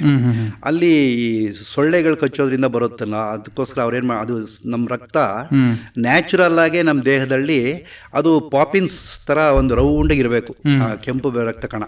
ಅದು ಈ ಕುಡುಗೋಲ್ ತರ ಶೇಪ್ ತಗೊಂಡ್ಬಿಡುತ್ತೆ ಆಟೋಮೆಟಿಕ್ ಆಗಿ. ಸೊ ಅದು ಆಗಾದಾಗ ಅನಿಮಿಕ್ ಆಗಿಬಿಡ್ತಾರೆ. ಅದು ಸೆಲ್ಸು ಕೆಂಪು ರಕ್ತ ಕಣ ನಮ್ಮ ದೇಹದಲ್ಲಿ ಸುಮಾರು 120 ದಿನ ಬದುಕಬೇಕು. ಇದು 15 ದಿನ 20 ದಿನಕ್ಕೆ ಹೋಗ್ಬಿಡುತ್ತೆ. ಸೊ ಹಾಗಾಗಿ ಅವರು ಅನಿಮಿಕ್ ಆಗ್ತಾರೆ. ಸೊ ಅಂಥದನ್ನು ಸಹ ಈ ಕಾನೂನಲ್ಲಿ ಸೇರಿಸಿದೆ. ಓಕೆ ಸರ್, ಮತ್ತೊಂದು ಕರೆ ಇದೆ. ಹಲೋ, ನಮಸ್ತೆ. ತಮ್ಮ ಹೆಸರು ಎಲ್ಲಿಂದ ಮಾತನಾಡ್ತಾ ಇದ್ದೀರಾ? ಶ್ರೀಧರ್ ಅಂದ್ಬಿಟ್ಟು ಸರ್, ಬುಲ್ಗುಪ್ಪೆಯಿಂದ ಕಾಲ್ ಮಾಡಿರೋದು. ಹಾಂ, ಶ್ರೀಧರ್ ಅವರು ಹೇಳಿ ತಮ್ಮ ಪ್ರಶ್ನೆ ಏನಂತ. ಸರ್, ಅದೇ ಈಗ 2016 ಆಕ್ಟಿಗೆ ಸಂಬಂಧಪಟ್ಟಂತೆ ಮಾಹಿತಿಯನ್ನ ಕೊಡ್ತಾ ಇದ್ರು ಸರ್. ಈಗ ನಂದು ಒಂದು ಪ್ರಶ್ನೆ ಏನಂದ್ರೆ, ಈಗ ವಿಶೇಷ ಚೇತನರಿಗೆ ಈ ಆಕ್ಟ್ ಬಗ್ಗೆ ಎಲ್ಲೂ ಕೂಡ ಅವೇರ್ನೆಸ್ ಇಲ್ಲ ಸರ್. ಅದ್ರ ಬಗ್ಗೆ ಜಾಗೃತಿನೂ ಕೂಡ ಇರೋದು, ಅದ್ರ ಬಗ್ಗೆ ಮಾಹಿತಿ ಕೊಡುವಂತ ವ್ಯಕ್ತಿಗಳು ಸಿಗೋದಿಲ್ಲ. ಮತ್ತೆ ಇನ್ನೊಂದು ಏನಂತಂದ್ರೆ, ಶಿಕ್ಷಣ ವ್ಯವಸ್ಥೆಯಲ್ಲೂ ಕೂಡ ಮಕ್ಕಳುಗಳಿಗೆ ತುಂಬಾ ವಂಚಿತರಾಗ್ತಿದ್ದಾರೆ. ಹೇಗೆ ಅಂತ ಹೇಳಿದ್ರೆ, ವಿಶೇಷ ಶಿಕ್ಷಕರ ಕೊರತೆ ಕೂಡ ಇದೆ. ಇದು ಮತ್ತೆ ಇನ್ನೊಂದು, ವಿಶೇಷ ಚೇತನರಿಗೆ ಓಡಾಡೋದಕ್ಕೆ ಸಮಸ್ಯೆಗಳೇನಿದೆ ಅಂದ್ರೆ, ನಾನ್ ನೋಡ್ದಾಗೆ ಈಗ ನಮ್ಮ ಕೋಟೆ ತಾಲೂಕಲ್ಲಿರ್ಬೋದು, ಸೂರು ತಾಲೂಕಲ್ಲಿರ್ಬೋದು, ಯಾವುದೇ ಒಂದು ಸರ್ಕಾರಿ ಕಟ್ಟಡಗಳಲ್ಲಿ ಇರ್ಬೋದು, ಏನಾಗ್ಬಿಟ್ಟಿದೆ ಅಂದ್ರೆ ಸರ್, ರ್ಯಾಂಪ್ ವ್ಯವಸ್ಥೆ ಇರಲ್ಲ. ಈಗ ನಾವು ತಾಲೂಕ್ ಆಫೀಸ್ಗೆ ಹೋಗ್ತೀವಿ ಅಂತಂದ್ರು ಕೂಡ ಅಲ್ಲಿ ಒಂದು ಲಿಫ್ಟ್ ಇಲ್ಲ. ಕೆಲವು ಇಲಾಖೆಗಳೆಲ್ಲ ಮೇಲ್ಗಡೆ ಇದೆ, ಅಲ್ಲಿಗೆ ಹೋಗೋದಕ್ಕೂ ಸಮಸ್ಯೆಗಳಾಗ್ತಿದೆ. ನಮ್ಗೆ ಕೆಳ ಹಂತದಲ್ಲಿ ಏನಾಗ್ಬಿಡುತ್ತೆ ಅಂತಂದ್ರೆ, ಕೆಲವು ಇಲಾಖೆಗಳಿದೆ, ಏನು ಕಮ್ಯುನಿಕೇಟ್ ಮಾಡೋದಕ್ಕೆ ಯಾರು ಸ್ವಂತ ಅಂತ ವ್ಯಕ್ತಿಗಳು ಕೂಡ ಇರೋದಿಲ್ಲ. ಈ ತರ ಸಮಸ್ಯೆಗಳಿದ್ದಾಗ ನಾವು ಹೇಗೆ ಅದನ್ನ ನಾವು ಬಗೆಹರಿಸ್ಕೋಬಹುದು, ಹೇಗೆ ಅಂತ ಒಂದು ಹೇಳ್ತಾ ಇದ್ದೀವಿ. ಒಳ್ಳೆ ಪ್ರಶ್ನೆ ನಿಮ್ಮದು. ಒಂದು, ಅಂಗವಿಕಲರ ಕಾನೂನಿನ ಬಗ್ಗೆ ಅರಿವು ಬಗ್ಗೆ ಮಾತಾಡಿದ್ದೀರಿ. ಈಗ ಈಗ ಈಗ ಏನು ಫೋನಿನ ಕಾರ್ಯಕ್ರಮ ಆಗ್ತಾ ಇದೆ, ಇದು ಒಂದು ಅರಿವನ್ನು ಮೂಡಿಸುವಂಥ ಕಾರ್ಯಕ್ರಮನೇ. ಈ ಕಾರ್ಯಕ್ರಮಕ್ಕೆ ಹೆಚ್ಚು ಜನ ಶ್ರೋತೃಗಳು ಕೇಳಿದ್ರೆ ಆವಾಗ ಅವರಿಗೆ ಒಂದಷ್ಟು ಪ್ರಮಾಣದ ತಿಳುವಳಿಕೆ ಬರುತ್ತೆ. ಸಂಪೂರ್ಣ ಕಾನೂನಲ್ಲಿರೋ ಎಲ್ಲವನ್ನೂ ಹೇಳೋಕ್ಕೆ ಆಗುತ್ತೆ ಅಂತ ಹೇಳೋಕ್ಕಾಗಲ್ಲ ಈ 1 ಗಂಟೆಯಲ್ಲಿ. ಆದರೆ ಒಂದು ಕಾನೂನಿದೆ, ಅದು ಇಂತಿಂಥ ಅಂಶಗಳನ್ನು ಹೇಳುತ್ತೆ, ಇಂತಿಂಥ ಸೌಲಭ್ಯಗಳನ್ನು ನಮಗೆ ಕೊಟ್ಟಿದ್ದಾರೆ ನಮ್ಮ ಸಂವಿಧಾನದಲ್ಲಿ ಅನ್ನೋದು ಒಂದು ಅರಿವು ಮೂಡುತ್ತೆ.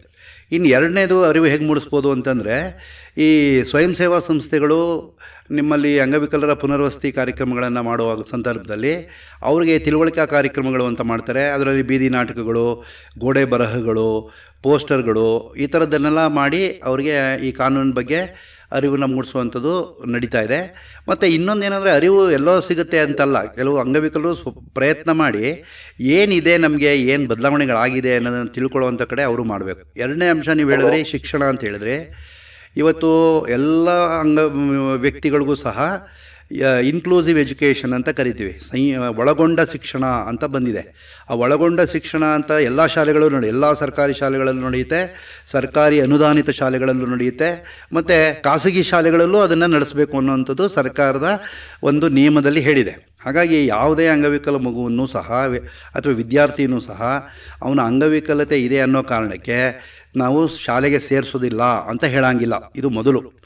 ಎರಡನೇದು, ಆ ಹುಡುಗನ್ನ ಸೇರಿಸ್ಕೊಂಡ್ಮೇಲೆ, ಅಂಥ ಅಂಗವಿಕಲ ವಿದ್ಯಾರ್ಥಿಗಳನ್ನು ಶಾಲೆಗೆ ಸೇರಿಸ್ಕೊಂಡ್ಮೇಲೆ ಆ ವ್ಯಕ್ತಿಗಳಿಗೆ ಪಾಠ ಮಾಡೋ ಅರ್ಹತೆ ಇರತಕ್ಕಂಥ ಶಿಕ್ಷಕರನ್ನು ನೇಮಕಾತಿ ಮಾಡಬೇಕು.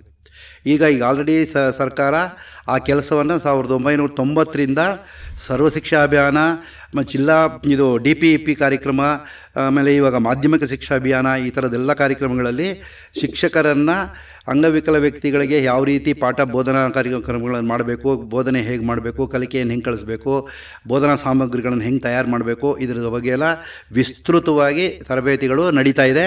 ಮತ್ತು ಸರ್ಕಾರದಲ್ಲೂ ಆ ಥರ ತರಬೇತಿ ಹೊಂದಿದಂಥ ಶಿಕ್ಷಕರನ್ನು ಪ್ರತಿ ಶಾಲೆಗೂ ಅಪಾಯಿಂಟ್ ಮಾಡುವಂಥ ಕೆಲಸಗಳು ನಡೀತಾ ಇದೆ. ಇದ್ರ ಜೊತೆಗೆ ಅವರನ್ನು ಈ ಕಾಂಟ್ರ್ಯಾಕ್ಟ್ ಮೇಲೂ ಸಹ BERTs ಅಂತ ತೊಗೊಳ್ಳೋದು, ಈ ಥರ ಎಲ್ಲ ತೊಗೊಂಡು ಸಹ ಅಂಗವಿಕಲರಿಗೆ ಅನುಕೂಲ ಆಗಲಿ ಶಿಕ್ಷಣದಲ್ಲಿ ಅನ್ನೋ ವ್ಯವಸ್ಥೆನೂ ಸರ್ಕಾರ ಮಾಡ್ತಿದೆ. ಅದನ್ನು ನಾವೆಲ್ಲರೂ ಬಳಸ್ಕೊಳ್ಬೇಕಾಗಿರೋದು ನಮ್ಮ ಕಡೆನೂ ಇದೆ. ಸರ್ಕಾರ ಒಂದು ಕಡೆ ಮಾಡಿದ್ರೆ ಅದರ ಫಲಾನುಭವಿಗಳು ಅದನ್ನು ಸಮರ್ಪಕವಾಗಿ ಬಳಸ್ಕೊಳ್ಬೇಕಾಗಿರೋದು ಒಂದಿದೆ. ಈಗ ಒಂದು ಅರ್ಧ ಗಂಟೆ ಹಿಂದೆ ನಾನು ಸಿಬ್ಬಂದಿ ತರಬೇತಿಯನ್ನು ಕೊಡ್ತಾ ಇದ್ದಾಗ ಅವ್ರು ಹೇಳಿದ್ರು, ಶಾಲೆಗೆ ಅಡ್ಮಿಷನ್ ಆಗುತ್ತೆ ಆದರೆ ಆ ಮಕ್ಕಳುಗಳು ಶಾಲೆಗೆ ಹೋಗೋದಿಲ್ಲ ಅಂತ. ಸೊ ಈ ಥರ ಆದಾಗ ನೀವು ಹೇಳ್ದಂಗೆ ಅಂತರ ಜಾಸ್ತಿ ಆಗುತ್ತೆ. ನಮ್ಮ ಅಂಗವಿಕಲ ಮಕ್ಕಳುಗಳು, ವಿಕಲಚೇತನ ವ್ಯಕ್ತಿಗಳು ಹೆಚ್ಚಿನ ವಿದ್ಯಾಭ್ಯಾಸ ಮಾಡೋಕ್ಕಾಗಲ್ಲ, ಒಳ್ಳೊಳ್ಳೆ ಉದ್ಯೋಗವನ್ನು ಪಡೆಯೋಕ್ಕಾಗಲ್ಲ. ಅದು ವಾಸ್ತವ. ಸೊ ಅದಕ್ಕೆ ನಾವು ಇಬ್ಬರು ಕೈ ಜೋಡಿಸ್ಬೇಕು. ಸರ್ಕಾರ ಅಂತ ಹೇಳಿ ಸರ್ಕಾರದ ಮೇಲೆ ಹಾಕೋಂಗಿಲ್ಲ. ಸರ್ಕಾರ ಮತ್ತು ಸಾರ್ವಜನಿಕರು ಇಬ್ಬರೂ ಕೈ ಜೋಡಿಸಿ ಕೆಲಸ ಮಾಡಿದಾಗ, ಮತ್ತು ಸ್ವಯಂ ಸೇವಾ ಸಂಸ್ಥೆಗಳು ಎಲ್ಲವೂ ಸೇರಿ ಕೆಲಸ ಮಾಡಿದಾಗ ಖಂಡಿತ ಶಿಕ್ಷಣದಲ್ಲಿ ನಾವು ಒಂದು ಒಳ್ಳೆಯ ಬದಲಾವಣೆಯನ್ನು ತರ್ಬೋದು. ಮೂರನೇ ದಿನ ಹೇಳಿದ್ರಲ್ಲ ಅವರು, ರ್ಯಾಂಪ್.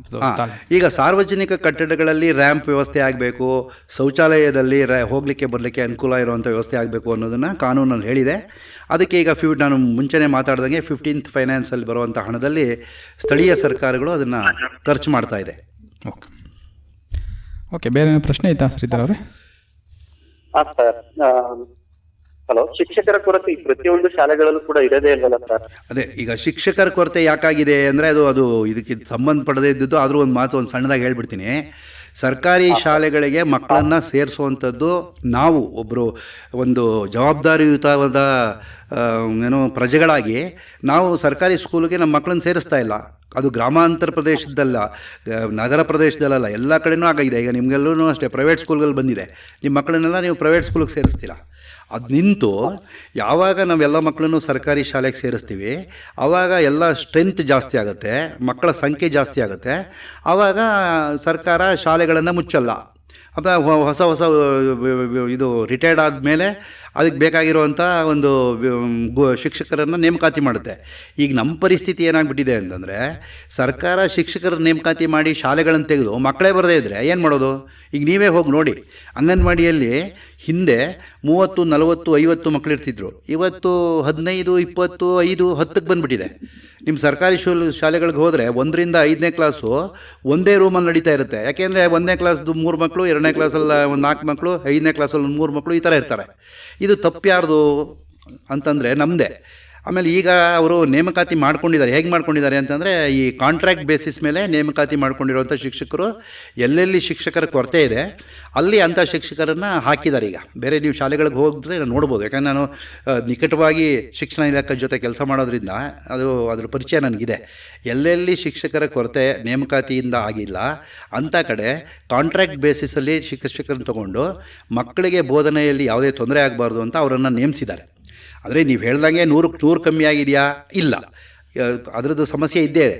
ಆ ಸಮಸ್ಯೆಗೆ ನಾವು ಸಾರ್ವಜನಿಕರು ಸ್ವಲ್ಪ ಕಾರಣ ಅಂತ ನನ್ನ ಅನಿಸಿಕೆ ಅಷ್ಟೇ. ಓಕೆ, ಧನ್ಯವಾದಗಳು ಶ್ರೀಧರ್ ಅವರೇ ಕರೆ ಮಾಡಿದ್ದಕ್ಕೆ. ಹಲೋ. ಹಾಂ, ಈಗ ಮಕ್ಕಳ ಶಿಕ್ಷಣದಲ್ಲಿ ಕೂಡ ಅರಿವು ಮೂಡಿಸೋದಕ್ಕೆ ಪಠ್ಯಕ್ರಮದಲ್ಲಿ ವಿಶೇಷತೆಗೆ ಸಂಬಂಧಪಟ್ಟಂತೆ ಸಿಲೆಬಸ್ಗಳು ಏನಾದ್ರು ಆಡ್ ಮಾಡ್ಬೋದು ಸರ್? ಈಗ ಕೆಲವು ಪುಸ್ತಕಗಳಲ್ಲಿ ಕನ್ನಡದ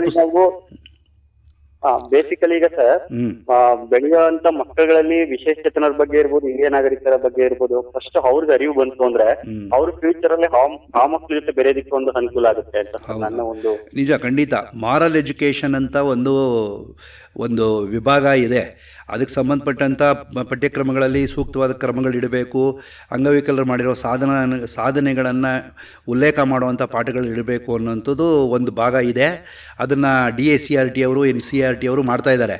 ಅದರಲ್ಲಿ ಏನಾಗುತ್ತೆ ಅಂತಂದರೆ ರಾಜ್ಯ ಮಟ್ಟದಲ್ಲಿ ಸಿಲೆಬಸ್ಸನ್ನು ಅಥವಾ ಪಠ್ಯವನ್ನು ರಚನೆ ಮಾಡುವಂಥ ಸಮಿತಿಯವರು ಅದರ ಕಡೆ ಹೆಚ್ಚು ಒತ್ತನ್ನು ಕೊಡಬೇಕು. ಆ ಕಡೆ ಸ್ಥಳೀಯ ಅಂಗವಿಕಲರ ಒಕ್ಕೂಟಗಳು, ಸಂಘಗಳು ಅದರ ಕಡೆ ಒಂದಷ್ಟು ನಾನೀಗ ಹೇಳಿದ್ನಲ್ಲ ಆ ವಿಚಾರ ಕುರಿತು ಶಿಕ್ಷಣ ಸಚಿವರಿಗೆ ನೀವು ಬರೆದಾಗ ಮುಂದೆ ಸಿಲೆಬಸ್ಸನ್ನು ಫ್ರೇಮ್ ಮಾಡುವಾಗ, ಪಠ್ಯಕ್ರಮದಲ್ಲಿ ಪಾಠವನ್ನು ಇಡುವಾಗ ಈ ಥರದವರು ಇವರು ಇಂಥ ವ್ಯಕ್ತಿಗಳ ಪಾಠಗಳನ್ನು ಇಡ್ತಾರೆ. ನಮ್ಮ ದೇಶದಲ್ಲಿ ಆ ಥರ ಸಾಧನೆ ಮಾಡಿರುವಂಥ ಬೇಕಾದಷ್ಟು ಅಂಗವಿಕಲರಿದ್ದಾರೆ, ತೊಂದರೆ ಇರುವಂಥವ್ರು. ಮಾಲ್ತಿ ಹೋಲ್ಡನ್ನಿಂದ ಹಿಡಿದು ಇವತ್ತಿನ ಕ್ರಿಕೆಟರ್ ಒಬ್ಬರು ಇದ್ರಲ್ಲ, ಅವ್ರ ಹೆಸರು ಶೇಖರ್ ನಾಯಕ್ ತನಕನೂ ಬೇಕಾದಷ್ಟು ಜನ ಇದೆ. ಇವತ್ತು ಕಾಮನ್ವೆಲ್ತಲ್ಲಿ ಬೇಕಾದಷ್ಟು ಪ್ರಶಸ್ತಿಗಳನ್ನು ಅಂಗವಿಕಲ ಕ್ರೀಡಾಪಟುಗಳು ಗೆದ್ದಿದ್ದಾರೆ.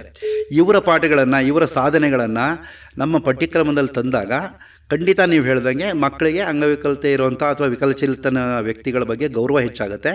ಮತ್ತು ವಿಕಲಚೇತನ ವ್ಯಕ್ತಿಗಳು ಸಹ ಅವರನ್ನು ಮಾಡಲಾಗಿ ಇಟ್ಕೊಂಡು ಅವರು ಜೀವನದಲ್ಲಿ ಮುಂದೆ ಬರೋಕ್ಕೆ ಅವಕಾಶ ಆಗುತ್ತೆ. ನೀವು ಒಳ್ಳೆಯ ಸಲಹೆ ಕೊಟ್ಟಿದ್ದೀರಿ. ಮುಂದಿನ ದಿನಗಳಲ್ಲಿ ಸ್ವಲ್ಪ ಅದನ್ನು ಹೆಚ್ಚಿನ ಅಧಿಕಾರದಲ್ಲಿರತಕ್ಕಂಥವ್ರ ಗಮನಕ್ಕೆ ತನ್ನಿ. ಶಿಕ್ಷಣ ಸಚಿವರಿಗೆ ಒಂದು ಮನವಿಯನ್ನು ಕೊಡಿ. ಹೆಚ್ಚು ಹೆಚ್ಚು ಪಾಠಗಳನ್ನು ಅಂಗವಿಕಲರ ಸಾಧನೆ ಮಾಡಿರ್ತಕ್ಕಂಥ ಅಂಗವಿಕಲರ ವಿಚಾರ, ಅವ್ರ ಬದುಕು, ಅವ್ರ ಜೀವನ, ಅವ್ರು ಏನು ಮಾಡಿದ್ರು ಅನ್ನೋದ್ರ ಬಗ್ಗೆ ಪಾಠಗಳನ್ನಿಟ್ಟರೆ ಒಳ್ಳೆಯದಾಗುತ್ತೆ ಅಂತ ಹೇಳಿ ಅವ್ರು ಮನವೊಲಿಸ್ಬೋದು. ಅದು ಬಂದರೆ ನೀವು ಹೇಳ್ದಂಗೆ ಆ ಕೊರತೆ ನೀಗುತ್ತೆ.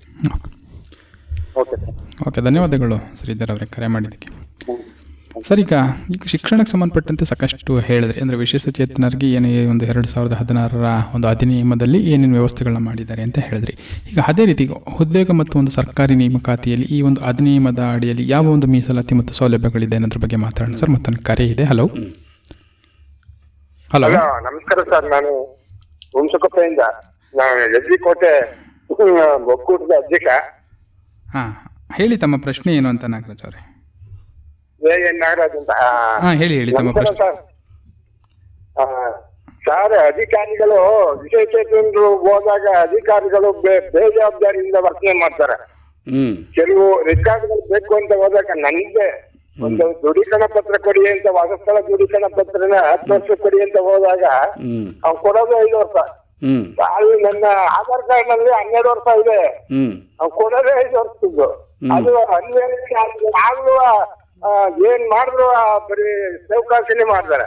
ಆ ದಿಕ್ಕಿನಲ್ಲಿ ನಾನು ಜಗಳಾಡಕ್ಕ ಸ್ವಲ್ಪ ಹಿಂದೆ ಹಾಕ್ತೀನಿ.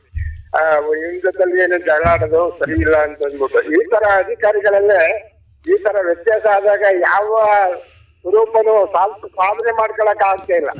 ಅಲ್ಲ, ಈಗ ಅಧಿಕಾರಿಗಳೆಲ್ಲ ಇಲ್ಲ, ನಿಮ್ಮ ಪ್ರಶ್ನೆ ಚೆನ್ನಾಗಿದೆ. ಈಗ ನಿಮಗೆ 5 ವರ್ಷಕ್ಕೆ ಕೊಟ್ಟಿರೋ, ಬೇರೆಯವ್ರಿಗೆ ಹೆಚ್ಚಿನ ವರ್ಷಕ್ಕೆ ಕೊಟ್ಟಿರೋ ಉದಾಹರಣೆ ಯಾವ್ದಾದ್ರು ಇದೆಯಾ? ಇದೇ ಕೊಟ್ಟಿದ್ದಾರೆ. ಸೊ ಹಾಗಾಗಿ ಆ ಕೊಡ್ಲಿಕ್ಕೆ ಕಾರಣ ಏನು ಅಂತ ಏನಾರ ಗೊತ್ತಾಗಿದೆಯಾ ನಿಮಗೆ? ಅವ್ರಿಗೆ ಯಾಕೆ ಜಾಸ್ತಿ ಕೊಟ್ಟರು ನಿಮಗೆ? ಹಾಂ,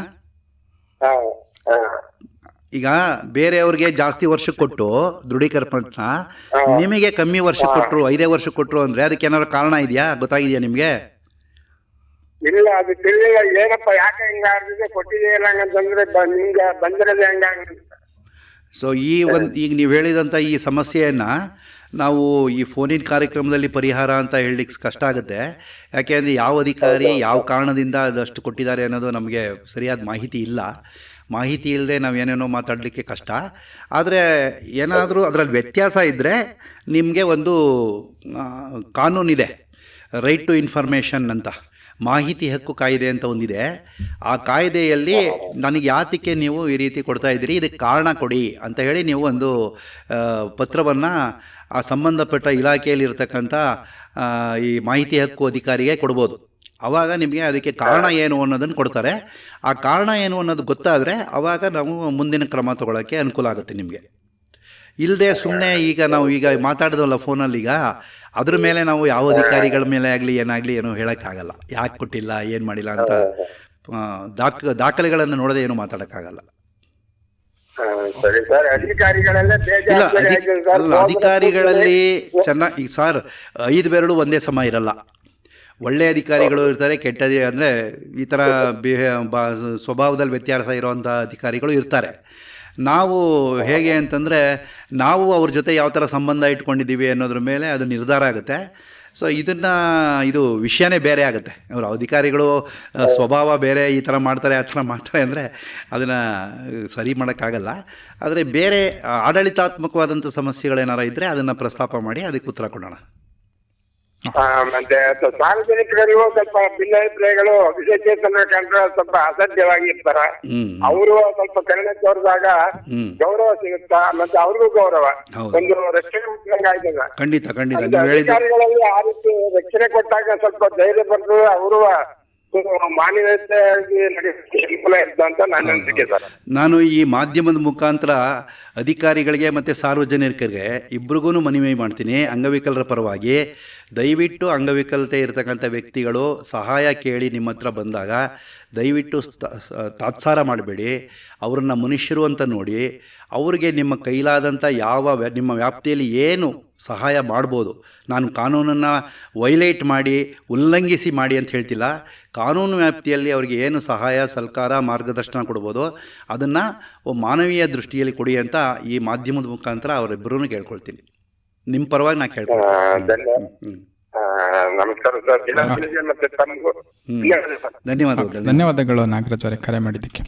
ಹಾಂ ಸರ್, ಈಗ ನಾನು ಮೊದಲೇ ಕೇಳ್ದಂಗೆ ಈ ಒಂದು 2016 ಅಧಿನಿಯಮದ ಪ್ರಕಾರ ಉದ್ಯೋಗ ಮತ್ತು ಸರ್ಕಾರ ನೇಮಕಾತಿ ಈಗ ಏನು ಮಾಡಿದೆ ಅಂದರೆ ಸರ್ಕಾರ ಅಂಗವಿಕಲರೂ ಸಹ ಉದ್ಯೋಗಾವಕಾಶದಿಂದ ವಂಚಿತರಾಗಬಾರ್ದು ಅಂತ ಹೇಳಿ ಈಗ ನಮ್ಮದು ಕೇಂದ್ರ ಸರ್ಕಾರದ ಒಂದು ದೀನ್ ದಯಾಳ್ ಉಪಾಧ್ಯಾಯ ಕೌಶಲ್ಯ ಅಭಿವೃದ್ಧಿ ಯೋಜನೆ ಅಂತ ಒಂದು ಮಾಡಿದ್ದಾರೆ.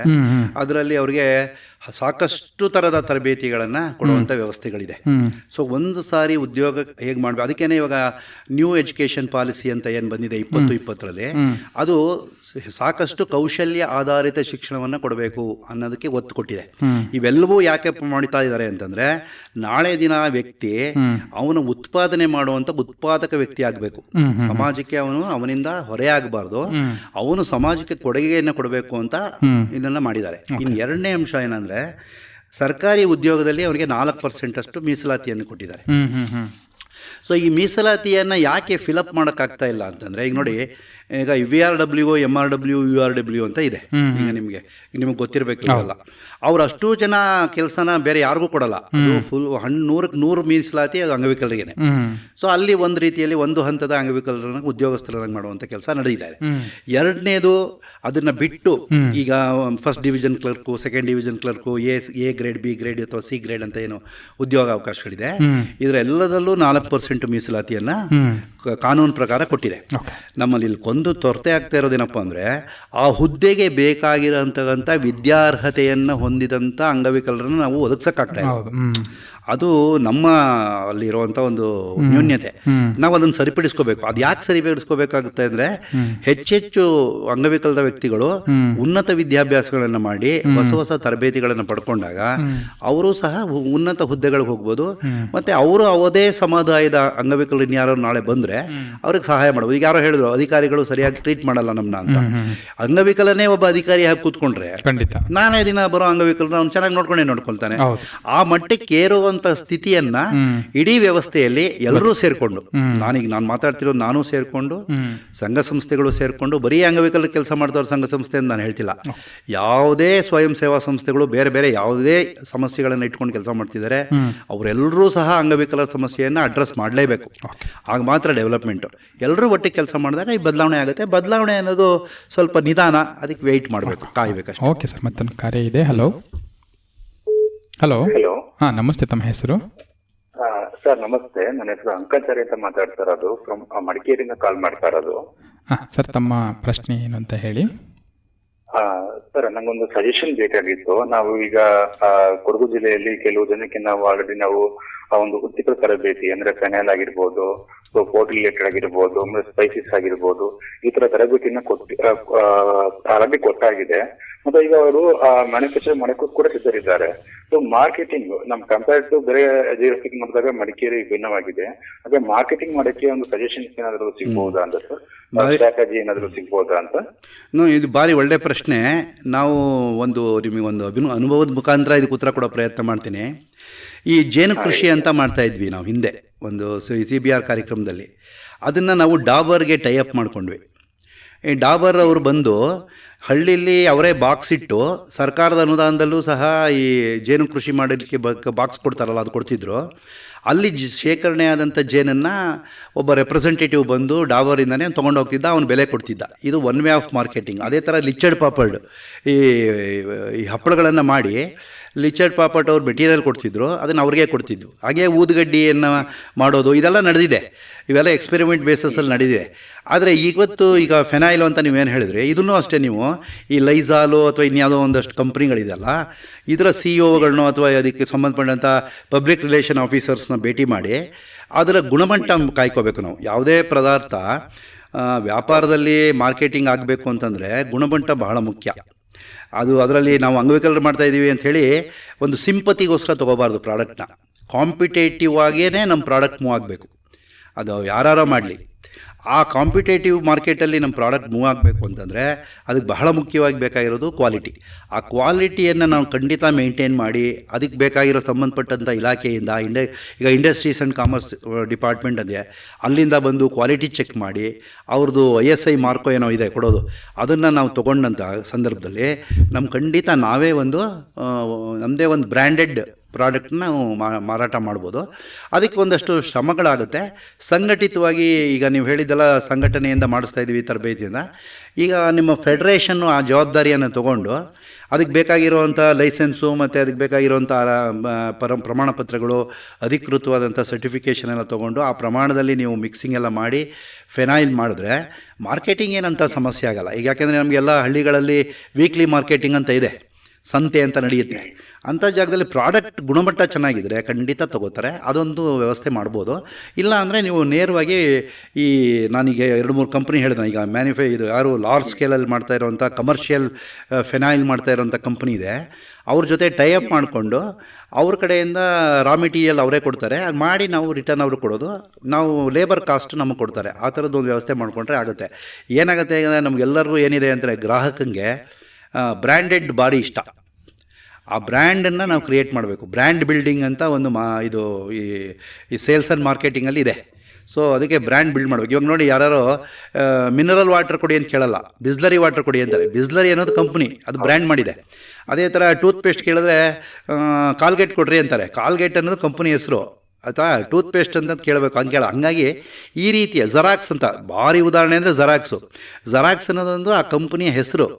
ಅದು ಎಷ್ಟು ಬ್ರ್ಯಾಂಡ್ ಆಗಿಬಿಟ್ಟಿದೆ ಅಂತಂದರೆ ನೀವು ಯಾರ ಹತ್ರ ಕೆನಾನು ಯಾರಿಗೆ ಹೋಗಿ ಜೆರಾಕ್ಸ್ ಅಂತಲೇ ಕೇಳ್ತಾರೆ. ಅದಕ್ಕೆ ಕಾಪಿಯಿಂಗ್ ಮಿಷನ್ ಅಂತ ಅದ್ರ ಹೆಸರು, ಆದರೆ ಜೆರಾಕ್ಸ್ ಅಂತ ಕೇಳ್ತೀವಿ ನಾವು. ಆ ರೀತಿ ನಮ್ಮ ಉತ್ಪನ್ನಗಳಿಗೂ ಸಹ ನಾವೊಂದು ಒಳ್ಳೆ ಬ್ರ್ಯಾಂಡ್ ಕ್ರಿಯೇಟ್ ಮಾಡಿದ್ರೆ ನಮ್ಮದೇ ಒಂದು ಕೋಆಪರೇಟಿವ್ ಸೊಸೈಟಿ ಮಾಡ್ಕೋಬೋದು. ನಾವೇ ಕೋಆಪರೇಟಿವ್ ಸೊಸೈಟಿಲಿ ಈ ಥರ ಪ್ರಾಡಕ್ಟ್ಗಳೆಲ್ಲ ಮಾರ್ಬೋದು. ಅದಕ್ಕೆ ಇಂಡಸ್ಟ್ರೀಸ್ ಆ್ಯಂಡ್ ಕಾಮರ್ಸ್ ಅವ್ರು ಏನು ಮಾಡಿದ್ದಾರೆ ಅಂದರೆ ಜಿಲ್ಲಾವಾರು ಒಂದು ಮಾರಾಟ ಮಳಿಗೆ ಅಂತ ಮಾಡಿದ್ದಾರೆ. ನೀವು ಮಾಡಿದ ಪ್ರಾಡಕ್ಟನ್ನ ಅಲ್ಲಿ ಡಿಸ್ಪ್ಲೇ ಮಾಡ್ಬೋದು, ಅಲ್ಲಿ ಇಡ್ಬೋದು. ಸೇಲ್ಸ್ ಆದಮೇಲೆ ನಿಮಗೆ ಅವರು ಒಂದು ಕಮಿಷನ್ ಏನೋ ಇದೆ, ಅದನ್ನು ತೊಗೊಂಡು ಉಳಿದ ದುಡ್ಡನ್ನ ಯಾರು ಉತ್ಪಾದಕ ಇರ್ತಾನೆ ಅವನು ಕೊಡ್ತಾರೆ. ಈ ವ್ಯವಸ್ಥೆಗಳಿದೆ. ಸೊ ನೀವು ಆ ಪ್ರಯತ್ನವನ್ನು ಮಾಡ್ಬೋದು. ಇದೇ ನನ್ನ ಈಗ ತಕ್ಷಣಕ್ಕೆ ನನಗೆ ಹೊಲಿತಾ ಇರೋ ಸಲಹೆ. Thank you sir. ಓಕೆ, ಧನ್ಯವಾದಗಳು ಸರ್ ಕರೆ ಮಾಡಿದ್ದಕ್ಕೆ. Thank you sir. ಈಗ ತಾವು ಈ ಸರ್ಕಾರಿ ಹುದ್ದೆಗದ ಒಂದು ಮೀಸಲಾತಿ ಬಗ್ಗೆ ತಾವು ಮಾತನಾಡ್ತಾ ಈಗ ಏನಾಗುತ್ತೆ, ಈಗ ಈ ಹುದ್ದೆಗಳಿಗೆ ನಮ್ಮ ಅಂಗವಿಕಲರು ಸೇರಿಸ್ಬೇಕು, ಅವ್ರು ಹೋಗಬೇಕು ಅಂತಂದಾಗ ನಮಗೆ ಅರ್ಹತೆ ಕೊರತೆ ಬಂದ್ಬಿಡುತ್ತೆ. ಹಾಗಾಗಿ ಸರ್ಕಾರದಲ್ಲಿ ಇನ್ನೂ ಒಂದಿದೆ, ಬ್ಯಾಕ್ಲಾಗ್ ಅಂತ ಹೇಳ್ತಾರೆ. ಆ ಹುದ್ದೆಗಳನ್ನು 2 ವರ್ಷದ ತನಕ ತಡೆ ಹಿಡಿದು 2 ವರ್ಷದ ನಂತರವೂ ಆ ಹುದ್ದೆಗೆ ಸೂಕ್ತವಾದಂಥ ಯಾರು ವ್ಯಕ್ತಿ ಸಿಗಲಿಲ್ಲ ಅಂದಾಗ ಬೇರೆ ವ್ಯಕ್ತಿ ಕೊಡಬೇಕು ಅನ್ನೋದೊಂದು ಕಾನೂನಲ್ಲಿ ಹೇಳಿದ್ದಾನೆ. ಅದು ಸಮರ್ಪಕವಾಗಿ ಆಗಬೇಕು. ಆ ದಿಶೆಯಲ್ಲಿ ಅಂಗವಿಕಲರು, ಕುಟುಂಬದವರು, ಸಮಾಜ ಎಲ್ಲ ಒಟ್ಟಿಗೆ ಕೆಲಸ ಮಾಡಿ ಈ ಬೇರೆಯವರು ಎಲ್ಲ ಯಾವ ರೀತಿ ಉನ್ನತ ಹುದ್ದೆಗಳು ಎಲ್ಲ ಹೋಗ್ತಾರೆ ಅದೆಲ್ಲ ಮಾಡ್ಕೊಂಡ್ರೆ ಆಗುತ್ತೆ. ಯಾಕಂದರೆ ಈಗ ಎಜುಕೇಷನಲ್ಲಿ ಮೀಸಲಾತಿ ಇದೆ. ಸೊ ಅದರಲ್ಲಿಯೂ ಸಹ ಇಂಜಿನಿಯರಿಂಗು, ಮೆಡಿಕಲ್ಲು, ಲಾಯರು ಅಥವಾ ಚಾರ್ಟೆಡ್ ಅಕೌಂಟೆಂಟು ಇಂಥ ಪೋಸ್ಟ್ಗಳಲ್ಲಿ ಹೋಗುವಾಗ ಅಲ್ಲೂ ಸಹ ಮೀಸಲಾತಿಯನ್ನು ಕೊಟ್ಟು ಅವರಿಗೆ ವಿದ್ಯಾಭ್ಯಾಸವನ್ನು ಕೊಡುವಂಥ ವ್ಯವಸ್ಥೆ ಇರೋದ್ರಿಂದ ನಮ್ಮ ಅಂಗವಿಕಲರು, ವಿಕಲಚೇತನ ವ್ಯಕ್ತಿಗಳು ಸಹ ಸೋಂಬೇರಿತನ ಅನ್ನೋದನ್ನು ಮಾಡದೆ ಅವರು ಸಹ ವಿದ್ಯಾವಂತರಾಗಿ ಸೊ ಮುಖ್ಯವಾಹಿನಿಯ ಸಮುದಾಯದ ಜೊತೆ ತಮ್ಮ ಒಂದು ಸ್ಪರ್ಧಾತ್ಮಕ ಹೋರಾಟವನ್ನು ನಡೆಸಿದ್ರೆ ಖಂಡಿತ ಅವರು ಉದ್ಯೋಗದಲ್ಲಿ ಯಾರು ಹಿಂದೆ ಉಳಿಬೇಕಾಗಿಲ್ಲ, ಅವ್ರಿಗೆ ಸಿಗುತ್ತೆ.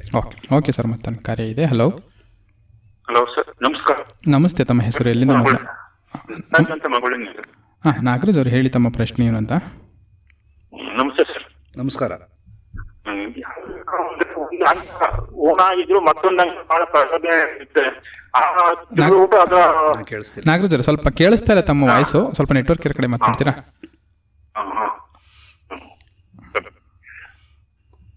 ನಮಸ್ತೆ ಸರ್. ಹಾಂ, ಹೇಳಿ ಹೇಳಿ. ಹಂಗ ಒಂದು ಹೂವನಾಗಿದ್ರೆ ಮತ್ತೊಂದು ಹಂಗ ಬಹಳ ಚುರುಕಾಗಿರ್ತೇವೆ ಸರ್. ಚುರುಕ್ತನ ನೋಡ್ಕೊಂಡು ಎಜುಕೇಶನ್ ಕೊಟ್ಟರೆ ಬಹಳ ಚೆನ್ನಾಗಿ ಮುಂದುವರಿತಾರೆ ಅಂತ ನನ್ನ ಅಭಿಪ್ರಾಯ. ನಿಮ್ಮ ಅಭಿಪ್ರಾಯ ಏನು? ಇಲ್ಲ ಎಜುಕೇಷನನ್ನು ಯಾವುದೇ ಕಾರಣಕ್ಕೆ ಚುರುಕಿಲ್ಲದೆ ಇರಲಿ, ಚುರುಕಿಲ್ಲದೆ ಇರೋನ್ನ ಚುರುಕು ಮಾಡಬೇಕು ಅನ್ನೋದಕ್ಕೆ ಶಿಕ್ಷಣ ಇರೋದು. ಸೊ ಶಿಕ್ಷಣ ಅನ್ನುವಂಥ ಅಧ್ಯಾಯ ಏನು ಹೇಳುತ್ತೆ, 3ನೇ ಅಧ್ಯಾಯ ಅಂಗವಿಕಲರ ಕಾನೂನು 2016ರಲ್ಲಿ ಪ್ರತಿಯೊಂದು ಮಗುವಿಗೂ ಸಹ ಯಾವುದೇ ತಾರತಮ್ಯವನ್ನು ಮಾಡದೆ, ಆಯಿತಾ, ಅವನಿಗೆ ಶಿಕ್ಷಣವನ್ನು ಒದಗಿಸ್ಬೇಕು ಅಂಥೇಳಿ ನಮ್ಮ ಸಂವಿಧಾನದಲ್ಲೂ ಹೇಳಿದೆ. ನಮ್ಮ ಇದು ನಾವೇನು ವಿಕಲಚೇತನನ ಕಾಯ್ದೆ ಅಂತ ಏನು ಹೇಳ್ತೀವಲ್ಲ ಅದರಲ್ಲೂ ಆ ಮಾತು ಹೇಳಿದೆ. ಸೊ ಅದರಿಂದ ಅದ್ರ ಬಗ್ಗೆ ನಾವೇನು ಯೋಚನೆ ಮಾಡಬೇಕಿಲ್ಲ. ಕಾನೂನು ನಮಗೆ ಅವಕಾಶವನ್ನು ಮಾಡಿಕೊಟ್ಟಿದೆ, ಶಿಕ್ಷಣದ ಅವಕಾಶ ಮಾಡಿಕೊಟ್ಟಿದೆ. ಆದರೆ ನಮಗೆ ಇಲ್ಲಿರೋವಂಥ ಕೊರತೆ ಏನಪ್ಪ ಅಂತಂದರೆ, ನಮ್ಮ ಅಂಗವಿಕಲ ವ್ಯಕ್ತಿಗಳನ್ನು ಶಾಲೆಗೆ ಕಡ್ಡಾಯವಾಗಿ ಕಳಿಸೋದು, ಅವರು ಸ್ವಲ್ಪ ವಿದ್ಯಾವಂತರಾಗುವಂಗೆ ನೋಡ್ಕೊಳ್ಳೋದು ಸಮಾಜದ ಮತ್ತು ಕುಟುಂಬದ ಜವಾಬ್ದಾರಿ. ಅವೆರಡೂ ಸರಿಯಾಗಿ ನಿರ್ವಹಣೆ ಆದರೆ ಖಂಡಿತ ಅಂಗವಿಕಲರು ಸಹ ಎಲ್ಲರಂತೆ ಓದ್ತಾರೆ. ಅವ್ರಿಗೆ ಸಾಮರ್ಥ್ಯ ಇದೆ. ಯಾವುದೋ ಕೈಯೋ ಕಣ್ಣೋ ಕಾಲೋ ಯಾವುದೋ ಕಾರಣದಿಂದ ಇಲ್ಲದೆ ಹೋದರೂ ಸಹ ದೇವರು 100ಕ್ಕೆ 100 ನಮ್ಮನ್ನು ಅಪ್ರಯೋಜಕರಾಗಿ ಅಂತೂ ಮಾಡಿಲ್ಲ. ಬುದ್ಧಿ ಕೊಟ್ಟಿದ್ದಾನೆ, ಶಕ್ತಿ ಕೊಟ್ಟಿದ್ದಾನೆ, ನನ್ನದೇ ಆದಂಥ ಎಷ್ಟೋ ಜನ ನೋಡಿ ನೀವೇ ಕೈ ಇರಲ್ಲ, ಕಾಲಲ್ಲಿ ಚಿತ್ರ ಬರೀತಾರೆ. 2 ಕಾಲು ಕೈ ಇಲ್ಲದೆ ಇರೋರು ಬಾಯಲ್ಲಿ ಬ್ರಷ್ ಇಟ್ಕೊಂಡು ಬರೀತಾರೆ.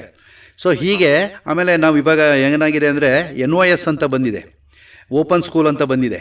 ಅದರಲ್ಲಿ ಆ ಅಂಗವಿಕಲರ ಸಾಮರ್ಥ್ಯಕ್ಕೆ ಅನುಗುಣವಾಗಿ ಅವ್ರು ಓದ್ಬೋದು. ಅದರಲ್ಲಿ ಒಂದು 250 ಬೇರೆ ಬೇರೆ ವಿಧದ ಸಬ್ಜೆಕ್ಟ್ಸ್ ಇದೆ. ಆ ಸಬ್ಜೆಕ್ಟನ್ನು ತೊಗೋಬೇಕು. ಹೇಗೆ ಈಗ ನಾವು ಈ ಮಾಮೂಲಿ ಸ್ಕೂಲ್ಗೆ ಹೋಗಿ ಓದಬೇಕು ಅಂತಲೂ ಇಲ್ಲ. ಅವರು ಮನೆ ಪಾಠ ಮಾಡಿಸ್ಕೊಂಡು ಆ ನ್ಯಾಷನಲ್ ಓಪನ್ ಸ್ಕೂಲಲ್ಲಿರುವಂಥ ಸಬ್ಜೆಕ್ಟ್ಗಳನ್ನು ತೊಗೊಂಡು ಸುಲಭವಾಗಿ ಅವರು ವಿದ್ಯಾಭ್ಯಾಸ ಮಾಡ್ಬೋದು. ಅವಕಾಶ ಎಲ್ಲ ಮಾಡಿಕೊಟ್ಟಿದೆ. ಇವಾಗ ಒಂದೇನಪ್ಪ ಅಂದರೆ ಆ ಅವಕಾಶಗಳನ್ನು ಬಳಸ್ಕೊಳ್ಳುವಂಥ ವ್ಯಕ್ತಿಗಳು ಈಗ ನಮಗೆ ಬೇಕಾಗಿದೆ ಅಷ್ಟೇ.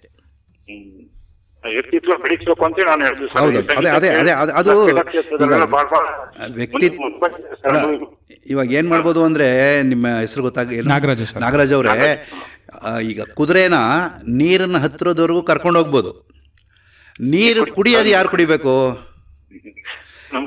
ನಮ್ಮ ಕರ್ತವ್ಯ. ಹಾಗೇನೆ ಅದು ನನಗಾದ್ರೂ ಅನ್ವಯಿಸೋದೆ, ವಿಕಲಚೇತನರಿಗೂ ಅನ್ವಯಿಸೋದೆ. ಈ ಎಲ್ಲ ಸೌಲಭ್ಯಗಳು ಎಲ್ಲ ವ್ಯವಸ್ಥೆಗಳನ್ನು ಸರ್ಕಾರ ಮಾಡೋ ಅಷ್ಟು ಮಾಡಿದೆ. ಅದನ್ನು ಬಳಸ್ಕೊಂಡು ನನ್ನ ಜೀವನ ನಾನು ರೂಪಿಸ್ಕೋಬೇಕಾಗಿರೋದು ನನ್ನ ಕೈಲಿದೆ ಅಷ್ಟೇ.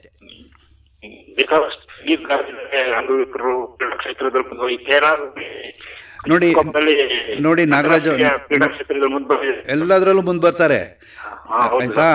ನಾವು ಅವ್ರಿಗೆ ತೋರಿಸ್ಬೇಕಾಗಿರೋದು ಕರುಣೆ, ಸಿಂಪತಿ ಅಥವಾ ಅಲ್ಲ, ಸಹಾನುಭೂತಿ ಅಲ್ಲ. ಅವ್ರಿಗೆ ಅವಕಾಶ ಮಾಡಿಕೊಡ್ಬೇಕು, ಅವರನ್ನು ಪ್ರೋತ್ಸಾಹಿಸಬೇಕು, ನಮ್ಮ ಜೊತೆ ಕರ್ಕೊಂಡು ಹೋಗ್ಬೇಕು ಅಷ್ಟೇ. ಅದಾದರೆ ಖಂಡಿತ ಅವರೆಲ್ಲರೂ ಎಲ್ಲ ಕ್ಷೇತ್ರದಲ್ಲೂ ಮುಂದುವರಿತಾರೆ.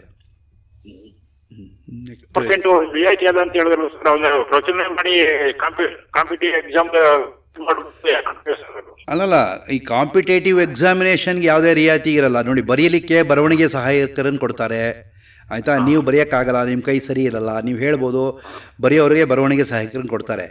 ನಾನು ಹೇಳಿದ್ದು ರಿಯಾಯಿತಿ ಏನಪ್ಪ ಅಂದರೆ ಮೀಸಲಾತಿ ಅಂತ ನಾನು ಹೇಳಿದ್ದು. ಇವಾಗ ಅಂಗವಿಕಲರಿಗೆ ಉದ್ಯೋಗದಲ್ಲಿ ಮೀಸಲಾತಿ ಕೊಡಬೇಕು ಅಂಥೇಳಿ ಒಂದು 4% ಮೀಸಲಾತಿಯನ್ನು ಅವರಿಗೆ ಉದ್ಯೋಗದಲ್ಲಿ ಎಲ್ಲ ಉದ್ಯೋಗದಲ್ಲೂ ಅವಕಾಶ ಮಾಡಿಕೊಟ್ಟಿದ್ದಾರೆ. ಅದಕ್ಕೆ ಬೇಕಾಗಿರೋ ವಿದ್ಯಾರ್ಹತೆಯನ್ನು ನಾನು ಗಳಿಸ್ಕೋಬೇಕಷ್ಟೇ ಅಷ್ಟೇ.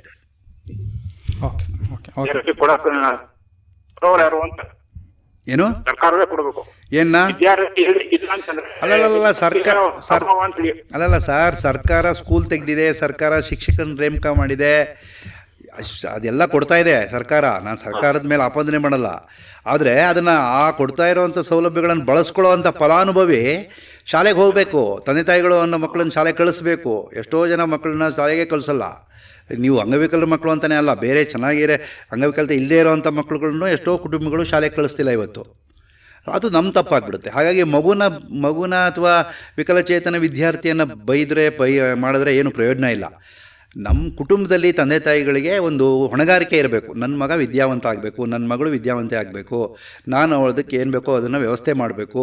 ಈ ಥರದ ತಂದೆ ತಾಯಿಗಳು ಬಂದಾಗ ಖಂಡಿತ ಮಕ್ಕಳು ಬೆಳೀತಾರೆ, ಏನು ತೊಂದರೆ ಇಲ್ಲ. ಓಕೆ, ಧನ್ಯವಾದಗಳು ನಾಗರಾಜ್ ಅವರೇ ಕರೆ ಮಾಡಿದ್ದಕ್ಕೆ. ಸರ್, ಈಗ ತಾವು ಹೇಳ್ತಿದ್ದಂಗೆ ಈಗ ಈ ಒಂದು ವಿಶೇಷ ಚೇತನರ ಒಂದು ಜೀವನದಲ್ಲಿ ಈಗ ಈ ಒಂದು ಪುನರ್ವಸತಿ ವೃತ್ತಿಪರ ತಜ್ಞರ ಅವರ ಒಂದು ಪಾತ್ರ ಏನು ಸರ್?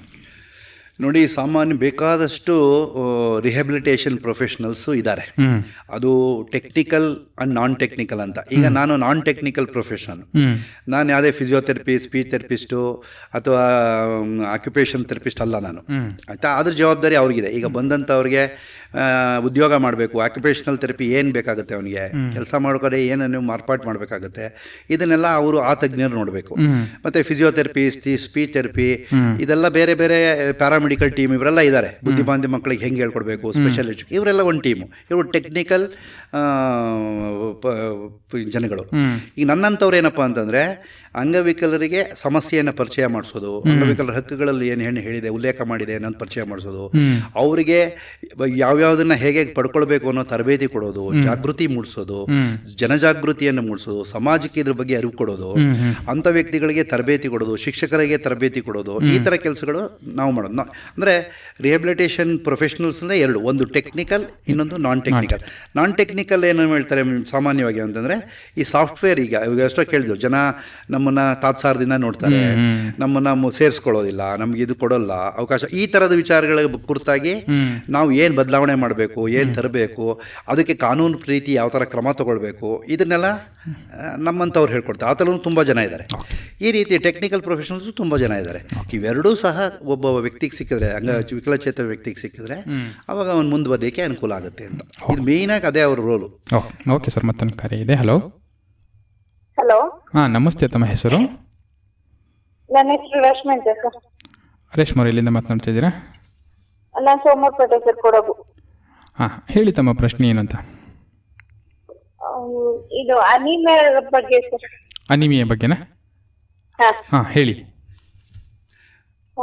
ನನ್ನ ಮಕ್ಕಳಿಗೆ ಅನಿಮಿಯಾ ಇದೆ, ಸಿಕಲ್ ಸೆಲ್ ಬೀಟಾ ಥ್ಯಾಲಸೆಮಿಯಾ ಅಂತ. ಗವರ್ಮೆಂಟ್ ಕಡೆಯಿಂದ ಯಾವ ರೀತಿ ಫೆಸಿಲಿಟೀಸ್ ಸಿಗ್ಬೋದು ಸರ್? ಈಗ ಅನಿಮಿಯಾ ಬೇರೆ, ತೆಲಸೇಮಿಯಾ ಬೇರೆ. ನಿಮ್ಮ ಮಗುಗೆ ತೆಲಸೇಮಿಯಾ ಇದೆ ಅಂತ ನಾನು ಅನ್ಕೋತೀನಿ. ಅನಿಮಿಯಾದಲ್ಲೇ ಥ್ಯಾಲಸೆಮಿಯಾ ಸರ್. ಅದೇ ಈಗ ನಿಮಗೆ ಎಷ್ಟು ದಿನಕ್ಕೊಂದ್ಸರಿ ರಕ್ತ ಚೇಂಜ್ ಮಾಡಬೇಕು ಅಂತ ಹೇಳ್ತಾರೆ? 3 ತಿಂಗಳಿಗೆ ಸರ್. 3 ತಿಂಗಳಿಗೆ ಒಂದು ಆ ಮಗುಗೆ ಆ ಬ್ಲಡ್ ಗ್ರೂಪಿನ ರಕ್ತವನ್ನು ಕೊಡಬೇಕು. ಅದಕ್ಕೆ ಬೇಕಾದಷ್ಟು ಬ್ಲಡ್ ಬ್ಯಾಂಕ್ಗಳು, ಸರ್ಕಾರಿ ಬ್ಲಡ್ ಬ್ಯಾಂಕ್ಗಳು ಮತ್ತು ಸ್ವಯಂ ಸೇವಾ ಸಂಸ್ಥೆಗಳು ನಡೆಸ್ತಾ ಇರ್ತಕ್ಕಂಥ ಬ್ಲಡ್ ಬ್ಯಾಂಕ್ಗಳು ಈ ಕಾರಣಕ್ಕೋಸ್ಕರನೇ ಪ್ರತಿ ವಾರ, ಪ್ರತಿ ದಿನ ರಕ್ತದಾನ ಶಿಬಿರಗಳನ್ನು ಮಾಡಿ ಈ ರೀತಿ ಅವಶ್ಯಕತೆ ಇರೋರಿಗೆ ರಕ್ತ ಬೇಕು ಅಂಥೇಳಿ ಸಂಗ್ರಹನ ಮಾಡ್ತಾ ಇದೆ, ಆಯಿತಾ. ಆಮೇಲೆ ಇದನ್ನು ತುಂಬ ಕಮ್ಮಿ ಬೆಲೆಯಲ್ಲಿ, ಬೆಲೆ ಅದನ್ನು ಕೆಲವು ಕಡೆ ಫ್ರೀಯಾಗಿ ಕೊಡ್ತಾರೆ. ಇವಾಗ ಫ್ರೀಯಾಗಿ ಸಿಗಲ್ಲ ಅಂಥೇಳಿ ಅದನ್ನು ಒಂದು ಸ್ವಲ್ಪ ನಾಮಿನಲ್ ಚಾರ್ಜಸ್ಸನ್ನು ಮಾಡಿ ಕೊಡುವಂಥ ವ್ಯವಸ್ಥೆಯನ್ನು ಮಾಡಿದೆ ಸರ್ಕಾರ. ಇವರಿಗೆ ಉಚಿತವಾದಂಥ ನೆರವನ್ನು ಕೊಡಬೇಕು ಅಂಥೇಳಿ ರಾಷ್ಟ್ರ ಮಟ್ಟದಲ್ಲಿ ಒಂದು ಅಸೋಸಿಯೇಷನ್ನೇ ಮಾಡ್ಕೊಂಡಿದ್ದಾರೆ. ತೆಲಸೇಮಿಯಾ ವೆಲ್ಫೇರ್ ಅಸೋಸಿಯೇಷನ್ ಅಂತ ಒಂದು ಮಾಡ್ಕೊಂಡಿದ್ದಾರೆ. ಅವರು ಯಾರ್ಯಾರಿಗೆ ಯಾವ್ಯಾವ ಥರದ ರಕ್ತ ಬೇಕು ಮತ್ತು ಔಷಧೀಯ ನೆರವು ಏನೇನು ಬೇಕು ಅಂತ ಒಂದನ್ನು ಸುಲಭ ಬೆಲೆಯಲ್ಲಿ, ಕೈಗೆಟುಕುವ ಬೆಲೆಯಲ್ಲಿ ದೊರಕಬೇಕು ಅನ್ನೋವಂಥ ವ್ಯವಸ್ಥೆಯನ್ನು ನಿರ್ಮಾಣ ಮಾಡಿದ್ದಾರೆ. ಅದಲ್ಲದೆ ನೀವು ಕೇಳ್ತಿರೋದು 3 ತಿಂಗಳಿಗೂ ರಕ್ತ ಕೊಡಬೇಕು, ಅದಕ್ಕೆ ಖರ್ಚಾಗ್ತಿದೆ ಅಂತಂದರೆ, ನೀವು ಸ್ಥಳೀಯ ಸರ್ಕಾರಗಳನ್ನು, ಅಧಿಕಾರಿಗಳನ್ನು ಭೇಟಿ ಮಾಡಿ. ಮತ್ತು ಸರ್ಕಾರ ತಾಲೂಕು ಮೆಡಿಕಲ್ ಅಧಿಕಾರಿ ಇರ್ತಾರೆ, ತಾಲೂಕು ಮೆಡಿಕಲ್ ಆಫೀಸರು ಅಥವಾ ಜಿಲ್ಲಾ ಮೆಡಿಕಲ್ ಆಫೀಸರ್ಸ್ ಇರ್ತಾರೆ. ಅವರನ್ನು ಭೇಟಿ ಮಾಡಿ ನಿಮ್ಮ ಸರ್ಟಿಫಿಕೇಟನ್ನು ತೋರಿಸಿ, ಈ ಮಗುಗೆ ಈ ರೀತಿ ರಕ್ತದ ಅವಶ್ಯಕತೆ ಇದೆ, ನನ್ನ ಕೈಲಿ ಇಷ್ಟೊಂದು ಹಣವನ್ನು ಖರ್ಚು ಮಾಡಿ ಕೊಡೋಕ್ಕಾಗೋದಿಲ್ಲ ಅನ್ನುವಂಥದ್ದನ್ನು ನೀವು ಗಮನಕ್ಕೆ ತಂದರೆ ಅವರು ಮಗುಗೆ ಬೇಕಾಗಿರೋ ರಕ್ತದ ವ್ಯವಸ್ಥೆನ ಖಂಡಿತ ಮಾಡ್ತಾರೆ. ಆ ವ್ಯವಸ್ಥೆ ಇದೆ. ನಾನು ತುಂಬಾ ಕಡೆ ಮಾತಾಡಿದ್ದೀನಿ ಸರ್, ಎಲ್ಲ ಡಿಸ್ಟ್ರಿಕ್ಟ್ ಹಾಸ್ಪಿಟಲ್ ಕಡೆ ಮಾತಾಡಿದ್ದೀನಿ. ನನ್ನ ಮಕ್ಕಳಿಗೆ ಗ್ಲೂಕೋಸ್ ಬ್ಲಡ್ ಬೇಕು, ಅದು ಇಲ್ಲೆಲ್ಲೂ ಅವೈಲಬಲ್ ಇಲ್ಲ ಸರ್. ಮೈಸೂರಲ್ಲಿ ಬಿಟ್ರೆ ಬೇರೆ ಎಲ್ಲೂ ಅವೈಲಬಲ್ ಇಲ್ಲ. ಓ, ರೇರ್ ಕೇಸ್ ಹಂಗಾದ್ರೆ. ಹೌದು ಸರ್. ಸೊ ಮೈಸೂರಲ್ಲಿ ಎಲ್ಲಿ ಸಿಗ್ತಾ ಇದೆ? Mysuru private sir, Narayana hospital. ಆ ಗ್ರೂಪಿನ ಬ್ಲಡ್ ಎಲ್ಲೂ ಫ್ರೀಯಾಗಿ ಸಿಗ್ತಾ ಇಲ್ವಾ, ಅಥವಾ ಸರ್ಕಾರಿ ಇದ್ರಲ್ಲಿ ಸಿಗ್ತಾ ಇಲ್ವಾ? ಬ್ಲಡ್ ಸಿಗುತ್ತೆ ಸರ್, ಬಟ್ ಅವರಿಗೆ ಗ್ಲೂಕೋಸ್ ಬೇಕು. ಅದನ್ನು ವ್ಯವಸ್ಥೆ ಮಾಡ್ಬೋದಲ್ಲ. ನೀವು ಒಂದ್ಸರಿ ಏನಕ್ಕೂ ವಿವೇಕಾನಂದ ಯೂತ್ ಮೂವ್ಮೆಂಟ್ ಅವ್ರು ನಡೆಸೋವಂಥ ಈ ಆಸ್ಪತ್ರೆ ಸರಗೂರಲ್ಲಿ ಇದೆಯಲ್ಲ, ಅಲ್ಲಿ ಬಂದು ಒಂದ್ಸರಿ ಡಾಕ್ಟರ್ ಸೀತಾರಾಮ್ ಅಂತ ಇದ್ದಾರೆ, ಅವ್ರನ್ನ ಒಂದ್ಸಾರಿ ಸಂಪರ್ಕ ಮಾಡಿ, ಆಮೇಲೆ ಎಲ್ಲ ಮೆಡಿಕಲ್ ರಿಪೋರ್ಟು ತೊಗೊಂಡು ಬಂದು ಸಂಪರ್ಕ ಮಾಡಿ, ಅದಕ್ಕೆ ವೈದ್ಯಕೀಯವಾಗಿ ಏನು ಸಹಾಯ ಮಾಡಬೇಕು, ಎಲ್ಲಿ ಸಿಗುತ್ತೆ ಅನ್ನೋದ್ರ ಬಗ್ಗೆ ಅವರು ನಿಮಗೆ ಸಂಪೂರ್ಣ ಮಾರ್ಗದರ್ಶನ ಕೊಡ್ತಾರಮ್ಮ. ಓಕೆ, ಧನ್ಯವಾದಗಳು ರೇಷ್ಮೆ. ಕರೆ ಮಾಡಿ. ಓಕೆ ಸರ್, ಈಗ ತಾವು ಮಾತನಾಡ್ತಾ ಹೇಳ್ತಾ ಇದ್ರಿ, ಈಗ ಒಂದು ವೇಳೆ ಈಗ ವಿಶೇಷ ಚೇತನರ ಹಕ್ಕುಗಳಲ್ಲಿ ಏನಾದರೂ ಉಲ್ಲಂಘನೆ ಆದರೆ ಅವರು ಯಾವ ಒಂದು ಅಧಿಕಾರಿಗಳನ್ನು ಸಂಪರ್ಕ ಮಾಡಬೇಕಾಗುತ್ತೆ ಸರ್? ಒಳ್ಳೆಯ ಪ್ರಶ್ನೆ. ಹಕ್ಕನ್ನು, ಅಂಗವಿಕಲರ ಹಕ್ಕುಗಳನ್ನು ಉಲ್ಲಂಘನೆ ಮಾಡಿ ಅಂಗವಿಕಲರಿಗೆ ಸಿಗಬೇಕಾಗಿರ್ತಕ್ಕಂಥ ಸೌಲಭ್ಯಗಳು ಅಥವಾ ಉದ್ಯೋಗ ಅವಕಾಶಗಳು ಅಥವಾ ಇನ್ನೇನೇ ಅವಕಾಶಗಳನ್ನು ಇತರರು ಪಡಿತಾ ಇದ್ರೆ ಅದಕ್ಕೆ ಕಾನೂನಿನಲ್ಲಿ ಕಠಿಣವಾದ ಕ್ರಮವನ್ನು ಜರುಗಿಸಬೇಕು ಅಂತ ಹೇಳಿ 17ನೇ ಅಧ್ಯಾಯದಲ್ಲಿ ಅದನ್ನು ಹೇಳ್ತಾರೆ. ದಂಡ ಮತ್ತು ಇದೇನು ಪೆನಾಲ್ಟಿ ಅಂತ ಹಾಕಿದ್ದಾರೆ, ಅದರಲ್ಲಿ ಶಿಕ್ಷೆ ಅಂತ ಇದೆ. ಅದರಲ್ಲಿ ಇವಾಗ ಯಾರೋ ಒಬ್ಬರು ಸುಳ್ಳು ಮಾಹಿತಿ ಕೊಟ್ಟು UDID ಕಾರ್ಡ್ ಪಡ್ಕೊಂಡು ಪೆನ್ಷನ್ ತಗೊಳ್ತಾ ಇದ್ರೆ ಅದನ್ನ ನೀವು ದಾಖಲೆ ಸಹಿತ ಎವಿಡೆನ್ಸ್ ಬೇಸ್ಡ್ ಅಂತ ಹೇಳ್ತೀವಿ, ಅದಕ್ಕೆ ಪೂರಕವಾದಂಥ ಒಂದು ಏನು ಸಾಕ್ಷ್ಯಾಧಾರಗಳನ್ನು ಒದಗಿಸಿ ಅದನ್ನ ಸಂಬಂಧಪಟ್ಟ ಅಧಿಕಾರಿಗಳು, ಸಂಬಂಧಪಟ್ಟಂಥವರು ಸ್ಥಳೀಯವಾಗಿ CDPO ಅವ್ರು ಬರ್ತಾರೆ, ಇಲ್ಲಾಂದ್ರೆ ಜಿಲ್ಲಾ ಅಂಗವಿಕಲ ಕಲ್ಯಾಣಾಧಿಕಾರಿಗಳು, ಅದು ಬೆಸ್ಟ್. ಜಿಲ್ಲಾ ಅಂಗವಿಕಲ ಕಲ್ಯಾಣಾಧಿಕಾರಿಗಳು ಗಮನಕ್ಕೆ ತಂದ್ರೆ ಆಗ ಅವರು ಕಾನೂನು ರೀತಿ ಸೂಕ್ತ ಕ್ರಮವನ್ನು ತಗೋತಾರೆ. ಇದು ಎಷ್ಟು ಮಟ್ಟಿಗೆ ಹೇಳಿದ್ದಾನೆ ಅಂತಂದ್ರೆ, ಈ UDID ಕಾರ್ಡ್ ಕೊಡುವಾಗ ಬೇರೆ ಏನೋ ಒಂದು ಆಮಿಷದಿಂದನೋ ಇನ್ನೊಂದ್ರೇನೋ ಸುಳ್ಳು ಪರ್ಸೆಂಟೇಜ್ ಹಾಕೋದಾಗ್ಲಿ ಅಥವಾ ಸುಳ್ಳು ಸರ್ಟಿಫಿಕೇಟ್ ಕೊಡೋದಾಗ್ಲಿ ಮಾಡಿದ್ರೆ ಅಂಥ ವ್ಯಕ್ತಿಗಳನ್ನ ಸಿಕ್ಕಿದಾಗ ಯಾರು ಸರ್ಟಿಫಿಕೇಟ್ ಕೊಟ್ಟರು ಡಾಕ್ಟ್ರು ಅವರೂ ಸಹ ಕೆಲಸವನ್ನು ಕಳ್ಕೋಬೇಕಾಗತ್ತೆ. ಸೊ ಈ ಎಚ್ಚರಿಕೆ ಇರಬೇಕು. ಯಾಕೆಂದ್ರೆ ಸರ್ಟಿಫೈಡ್ ಮಾಡ್ತಾ ಇದ್ದೀವಿ ಏನೋ ಒಂದು ಬರೆದು ಕೊಡ್ಬೋದಲ್ಲ, ಅದು ಪ್ರಾಮಾಣಿಕವಾಗಿ ಆ ಸರ್ಟಿಫಿಕೇಟನ್ನು ಸರಿಯಾಗಿ ಮಾಡಿ ಕೊಡಬೇಕು. ಇಲ್ಲದೆ ಹೋದರೆ ನಾನೇ ನೋಡಿರೋ ಹಂಗೆ ಎಷ್ಟೋ ಜನ ಇವತ್ತು ಪೆನ್ಷನ್ ತಗೊಳ್ತಾ ಇದ್ದಾರೆ, ಅಂಗವಿಕಲರ ಮಾಸಾಶನಗಳನ್ನು ತಗೊಳ್ತಾ ಇದ್ದಾರೆ. ಎಷ್ಟೋ ಜನ ಸರ್ಕಾರಿ ಉದ್ಯೋಗಗಳನ್ನ ಅಂಗವಿಕಲ್ತಾನೇ ಇಲ್ಲ, ಅವ್ರಿಗೆ ಪ್ರಮಾಣ ಇಲ್ಲವೇ ಇಲ್ಲ, ಅವ್ರು ತಗೊಳ್ತಾ ಇದ್ದಾರೆ. ಇದು ಒಂದೆರಡು ಕಡೆ ನೋಡಿದ್ದೀನಿ. ಆದರೆ ಇದನ್ನ ನಾವು ಹೇಗೆ ಪ್ರೂವ್ ಮಾಡೋದು ಅಂತಂದಾಗ ನಮಗೆ ಆ ಎವಿಡೆನ್ಸ್ಗಳನ್ನ ಕಲೆ ಹಾಕಬೇಕು. ಆ ಎವಿಡೆನ್ಸನ್ನ ಕಲೆ ಹಾಕಿ ನಾವು ಎಲ್ಲವನ್ನು ಒದಗಿಸ್ಕೊಟ್ರೆ ಖಂಡಿತವಾಗಿ ಯಾವ ವ್ಯಕ್ತಿ ಅಂಗವಿಕಲರ ಸೌಲಭ್ಯವನ್ನು ವಂಚನೆ ಮಾಡಿ ತಗೋತಾ ಇದ್ದಾನೆ ಮತ್ತೆ ಆ ವ್ಯಕ್ತಿಗೆ ಯಾರು ದೃಢೀಕರಣ ಪತ್ರ ಕೊಟ್ಟರು ಇಬ್ಬರಿಗೂ ಶಿಕ್ಷೆ ಆಗುತ್ತೆ. ಸರ್, ಇದ್ರ ಜೊತೆಗೆ ಈಗ ಈ ಗ್ರಾಮೀಣ ಪ್ರದೇಶದಲ್ಲಿ ಈ ಒಂದು ವಿಶೇಷ ಚೇತನರಿಗೆ ಈ ಒಂದು ಪುನರ್ವಸತಿ ಸೇವೆಗಳನ್ನು ತಲುಪಿಸ್ತಕ್ಕಂಥ ನಿಟ್ಟಿನಲ್ಲಿ ಏನೇನು ಪ್ರಮುಖವಾದ ಒಂದು ಸವಾಲುಗಳಾಗ್ತಾ ಇದೆ ಸರ್? ಒಂದು ದೊಡ್ಡ ಸವಾಲು ಗ್ರಾಮಾಂತರ ಪ್ರದೇಶದಲ್ಲಿ ಅಂತಂದರೆ ಅಂಗವಿಕಲತೆ ಯಾವುದಿದೆ, ಎಷ್ಟು ಜನ ಇದ್ದಾರೆ ಅಂತ ಗುರುತಿಸೋದೇ ತುಂಬ ಕಷ್ಟ ಆಗಿಬಿಟ್ಟಿದೆ. ಸೊ ಅದಕ್ಕೆ ಈ ಸಾರಿ ಲಾಸ್ಟ್ ಇಯರ್ ಸೆನ್ಸಸ್ಸಲ್ಲೂ 2011 ಸೆನ್ಸಸ್ಸಲ್ಲಿ ಮಾಡಿದಾಗ ನಮಗೆ 2.13 ಏನೋ ಪರ್ಸೆಂಟೇಜ್ ಸಿಕ್ಕಿತ್ತು.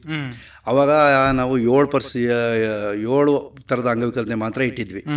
ಆಮೇಲೆ ಆ ಸೆನ್ಸಸ್ಸಲ್ಲೂ ಸೇರಿಸಿದ್ರು, ಯಾರಾದರೂ ಅಂಗವಿಕಲತೆ ಇದ್ದರೆ ದಯವಿಟ್ಟು ಹೇಳಿ ಅಂತ.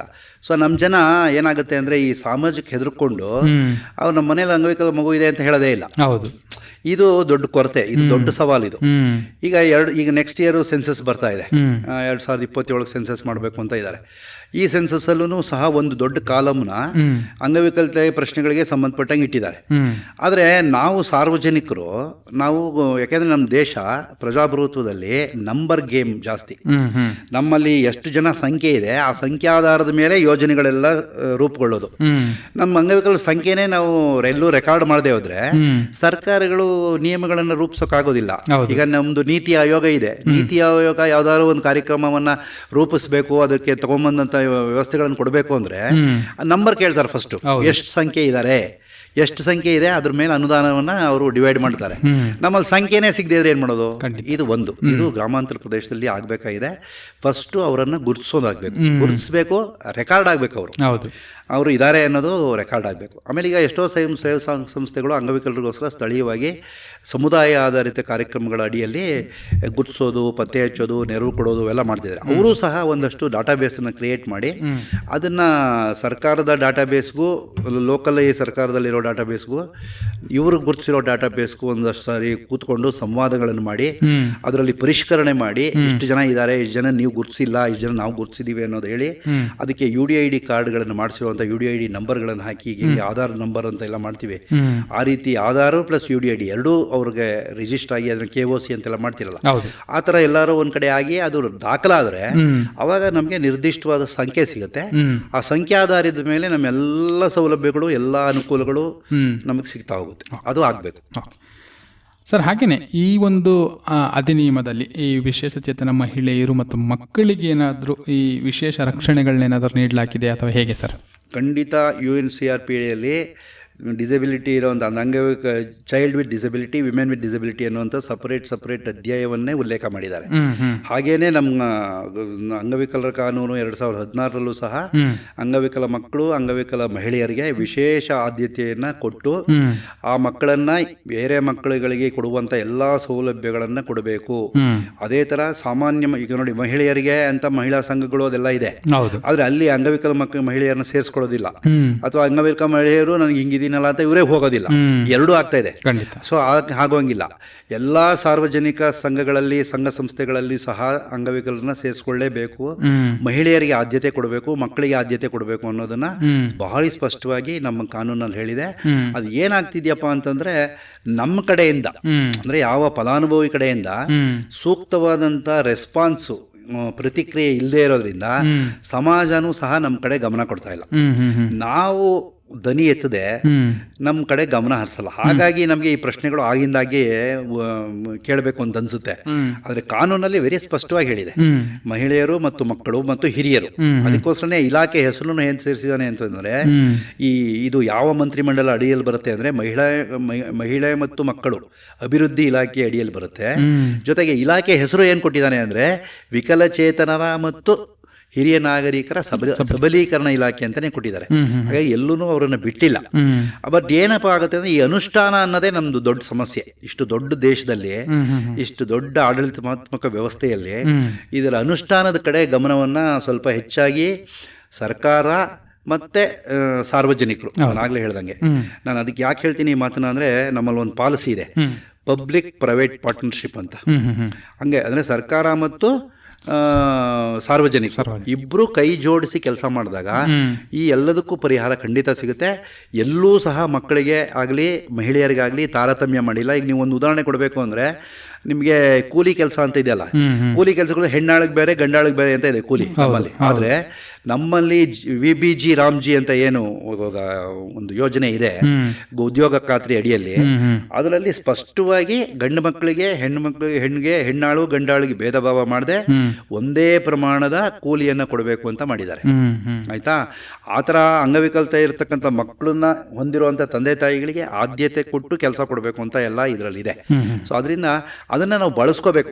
ಯಾರೋ ಒಬ್ಬರು ಏನೋ ಕಾರಣಕ್ಕೆ ತಾತ್ಸಾರವಾಗಿ ಏನೋ ಮಾತಾಡಿ ಕಳಿಸ್ಬಿಡ್ಬೋದು, ಆದರೆ ನಾವು ಬಿಡಬಾರ್ದು. ಅದಕ್ಕೋಸ್ಕರನೇ ಸ್ಥಳೀಯವಾಗಿ ಅಂಗವಿಕಲರ ಸ್ವಸಹಾಯ ಸಂಘಗಳು, ಅಂಗವಿಕಲರ ಒಕ್ಕೂಟಗಳು ಇವು ಚೆನ್ನಾಗಿ ಆಕ್ಟಿವ್ ಆಗಿ ಕೆಲಸ ಮಾಡಿದ್ರೆ ಈ ರೀತಿಯಾದಂಥ ಅನುಷ್ಠಾನದ ಹಂತದಲ್ಲಿರುವಂಥ ತಾರತಮ್ಯಗಳನ್ನ ಹೋಗಿಸ್ಬೋದು. ಕಾನೂನು ವ್ಯಾಪ್ತಿಯಲ್ಲಿ ಎಲ್ಲರೂ ಸಮಾನರು ಅಂತ ಹೇಳುತ್ತೆ. ಓಕೆ ಸರ್, ಸಾಕಷ್ಟು ಮಾಹಿತಿಗಳನ್ನು ತಾವು ತಿಳಿಸ್ತೀವಿ ಸರ್. ಈ ಒಂದು ಏನು 2016ರ ಒಂದು ಅಧಿನಿಯಮದ ಒಂದು ಇದರಲ್ಲಿ ಸಾರ್ವಜನಿಕರಿಗೇನಾದರೂ ಈ ಒಂದು ವಿಷಯ ಅದೇ ಏನಾದರೂ ತೊಂದರೆ ಕೊಟ್ಟರೆ ಅಥವಾ ಅವ್ರುಗಳಿಗೆ ಏನಾದರೂ ಅಡೆತಡೆಗಳು ಮಾಡಿದಾಗ ಹೇಗೆ ಯಾವ ಥರ ಅವರು ದೂರುಗಳನ್ನು ಸಲ್ಲಿಸ್ಬೋದು ಸರ್? ಈಗ ಅಂಗವಿಕಲರನ್ನು ಅಂದರೆ ವಿಕಲಚೇತರರನ್ನು ಅವ್ರಿಗಿರುವಂಥ ತೊಂದರೆಯನ್ನು ಆಧಾರವಾಗಿ ಇಟ್ಕೊಂಡು ಯಾವುದೇ ರೀತಿಯಲ್ಲಿ ಅವನಿಗೆ ಹೀಯಾಳಿಸಿದರೆ, ಅವನಿಗೆ ಮನನೋಯಿಸಿದ್ರೆ, ಅಥವಾ ಸಮಾಜದಲ್ಲಿ ಅವನನ್ನು ತಾತ್ಸಾರವಾಗಿ ಅವನನ್ನು ನೋಡುವಂಥ ಸನ್ನಿವೇಶಗಳನ್ನು ಮಾಡಿದರೆ, ಅಂತ ಮಾಡಿದಂಥ ವ್ಯಕ್ತಿಗೆ ನಾನ್ ಬೇಲಬಲ್ ಅರೆಸ್ಟ್ ಮಾಡ್ಬೋದು. ಆಯಿತಾ? ಈಗ ಹೇಗೆ ದಲಿತರನ್ನು ಅವರ ಜಾತಿಯಿಂದ ಹಿಡಿದು ಬೈದರೆ ಹೇಗೆ ಅವರಿಗೆ ಬೇಲೆ ಇಲ್ಲದೇ ಇರೋವಂಥ ಅರೆಸ್ಟ್ ಮಾಡ್ತಾರಲ್ಲ, ಅದೇ ಥರ ಅಂಗವಿಕಲರಿಗೂ ಸಹ ಈ ರೀತಿಯಾದಂಥ ಹಿಂಸೆ, ನೋವು, ಅವ್ರ ಮೇಲಿನ ದೌರ್ಜನ್ಯ, ಈ ಥರದ್ದು ಶೋಷಣೆ ಇದನ್ನು ಮಾಡಿದಂಥ ಸಂದರ್ಭದಲ್ಲಿ ಸೇಮ್ ಕಾನೂನು ಅಪ್ಲೈ ಆಗುತ್ತೆ. ಆಯಿತಾ? ಅದ್ರ ಜೊತೆಗೆ ಕಾನೂನು ಏನು ಹೇಳುತ್ತೆ ಅಂದರೆ ಅವರಿಗೆ ಫ್ರೀ ಲೀಗಲ್ ಏಡ್ ಅಂತಂದರೆ ಉಚಿತ ಕಾನೂನು ನೆರವನ್ನು ಕೊಡಬೇಕು ಅಂತ ಕಾನೂನಲ್ಲಿ ಹೇಳಿದೆ. ಆ ರೀತಿಯಾದ ತೊಂದರೆಗೆ ಒಳಪಟ್ಟಂಥ ಅಂಗವಿಕಲರು ಯಾವುದೇ ಥರದ ಹಣಕಾಸಿನ ವೆಚ್ಚವಿಲ್ಲದೆ ಸ್ಥಳೀಯ ನ್ಯಾಯಾಲಯಗಳಿಗೆ ಹೋಗಿ ಸ್ಥಳೀಯ ನ್ಯಾಯಾಧೀಶರನ್ನು ಭೇಟಿ ಮಾಡಿ ಅವರಿಗೆ ಅರ್ಜಿಯನ್ನು ಕೊಟ್ಟರೆ ಸರ್ಕಾರನೇ ಅವರಿಗೆ ಲಾಯರ್ನ ನೇಮಿಸಿ ಅವರಿಗೆ ನ್ಯಾಯವನ್ನು ಒದಗಿಸ್ಕೊಡುವಂಥ ವ್ಯವಸ್ಥೆಯನ್ನು ಮಾಡಿದೆ. ಇದ್ರ ಜೊತೆಗೆ ನಾನೇನು ಹೇಳಿದೆ, ರಾಜ್ಯ ಅಂಗವಿಕಲರ ಆಯುಕ್ತರೇನಿದ್ದಾರೆ ಅವರು ಅಂಗವಿಕಲರ ಎಲ್ಲ ಕುಂದುಕೊರತೆಗಳನ್ನು ಸಹ ಅವರು ಬಗೆಹರಿಸಬೇಕು ಅಂತ ಹೇಳಿ ಅವ್ರನ್ನ ಅಲ್ಲಿ ಕೊಟ್ಟು ಅವ್ರಿಗೆ ಮ್ಯಾಜಿಸ್ಟ್ರೇಟ್ ಪವರ್ ಕೊಟ್ಟಿದ್ದಾರೆ. ಅವರು ಕೋರ್ಟ್ ಕಂಟೆಂಟ್ ಮಾಡ್ತಾರೆ. ಅವ್ರ ಕೋರ್ಟ್ ಅವರೇ ಲಾಯರ್ ಸರ್ ಕೋರ್ಟ್ ಅಲ್ಲ, ಅವರು ಅವರ ಅಧ್ಯಕ್ಷತೆಯಲ್ಲಿ ಸಂಬಂಧಪಟ್ಟಂಥ ವಕೀಲರುಗಳಿರ್ತಾರೆ. ಅವರು ಕೋರ್ಟ್ ಕಂಡಕ್ಟ್ ಮಾಡಿ ಆ ವ್ಯಕ್ತಿಗಾಗಿರೋ ಅನ್ಯಾಯವನ್ನು ಬಗೆಹರಿಸ್ತಾರೆ. ಜೊತೆಗೆ ನಾನು ಆಗಲೇ ಹೇಳಿದಂಗೆ ಅಂಗವಿಕಲತೆ ಇಲ್ಲದೆ ಇರತಕ್ಕಂಥ ವ್ಯಕ್ತಿಗಳು ಅಂಗವಿಕಲ ಸೌಲಭ್ಯಗಳನ್ನು ತಗೊಂಡು ಅಂಗವಿಕಲರ ಅವ್ರಿಗೆ ಸಿಗಬೇಕಾಗಿರುವಂಥ ಅವಕಾಶಗಳನ್ನು ವಂಚನೆಯಿಂದ ಇವ್ರು ಪಡೆದಿದ್ರೆ ಅದಕ್ಕೂ ಸಹ ಕಾನೂನಲ್ಲಿ 2 ವರ್ಷ ಕಠಿಣ ಸಜೆ ಇದೆ, ಸುಮಾರು 5 ಲಕ್ಷದವರೆಗೂ ದಂಡ ಹಾಕಬೇಕು ಅಂತ ಇದೆ. ಸೊ ಈ ಎಲ್ಲ ಕ್ರಮಗಳನ್ನು ಸಹ ಕಾನೂನು ಭಾಳ ಸ್ಪಷ್ಟವಾಗಿ ಹೇಳುತ್ತೆ. ಏನಪ್ಪ ದುರಾದೃಷ್ಟ ಅಂತಂದರೆ ಇದನ್ನು ಯಾರೂ ಹೊರಗಡೆ ಹೇಳ್ಕೊಳ್ತಾನೂ ಇಲ್ಲ, ಅದು ಈಚೆಗೂ ಬರ್ತಾ ಇಲ್ಲ ಅಷ್ಟೇ ಹೊರತು ಕಾನೂನಲ್ಲಿ ಇದಕ್ಕೆ ಪನಿಷ್ಮೆಂಟು ಮತ್ತು ಪೆನಾಲ್ಟಿ ಎರಡೂ ಇದೆ. ಸರ್, ಸಾಕಷ್ಟು ಮಾಹಿತಿಗಳನ್ನು ತಾವು ತಿಳಿಸ್ತೀರಿ ಸರ್. ಕೊನೆಯದಾಗಿ ನಮ್ಮ ಕೇಳುಗರಿಗೆ ಇವತ್ತು ಪ್ರಮುಖವಾಗಿ ಈ ಒಂದು ವಿಶೇಷಚೇತನ ವ್ಯಕ್ತಿಗಳು ಆತ್ಮವಿಶ್ವಾಸದಿಂದ ಒಂದು ಸ್ವಾವಲಂಬಿ ಜೀವನವನ್ನು ನಡೆಸ್ತಕ್ಕಂಥ ನಿಟ್ಟಿನಲ್ಲಿ ಪ್ರಮುಖವಾಗಿ ತಮ್ಮ ಸಲಹೆಗಳು ಅಥವಾ ಸಂದೇಶಗಳೇನು ಸರ್? ಸಲಹೆ ಸಂದೇಶ ಅಂತಹ ಸುಮಾರು ಆಗತ್ತೆ, ದೊಡ್ಡ ಕೊಡ್ತಾರೆ. ಏನಪ್ಪ ಅಂತಂದರೆ ನನ್ನ ಜೀವನ ನನ್ನದು. ಹೌದು. ಅದರಿಂದ ಪ್ರತಿಯೊಬ್ಬ ಅಂಗವಿಕಲ ಮಿತ್ರರಿಗೂ ನಾನು ಹೇಳೋದೇನಪ್ಪ ಅಂತಂದರೆ, ನೀವು ಯಾವುದೇ ಕಾರಣಕ್ಕೂ ಹಿಂಜರಿಯದೆ ನಿಮಗೆ ಏನಾಗಬೇಕು ಅನ್ನೋವಂಥ ಮನಸ್ಸಿನಲ್ಲಿ ಭಾವನೆ ಸಂಕಲ್ಪ ಬರುತ್ತೆ, ಆ ಸಂಕಲ್ಪದ ಕಡೆಗೆ ನಿಮ್ಮ ಗುರಿಯನ್ನು ಇಟ್ಕೊಂಡು ಅದ್ರ ಕಡೆಗೆ ಪರಿಶ್ರಮವನ್ನು ಪಟ್ಟರೆ, ಶ್ರಮ ಹಾಕಿದರೆ ನಿಮಗೆ ಕೈ ಹಿಡಿಯುವಂಥ 10 ಕೈಗಳು ಇವತ್ತಿದೆ.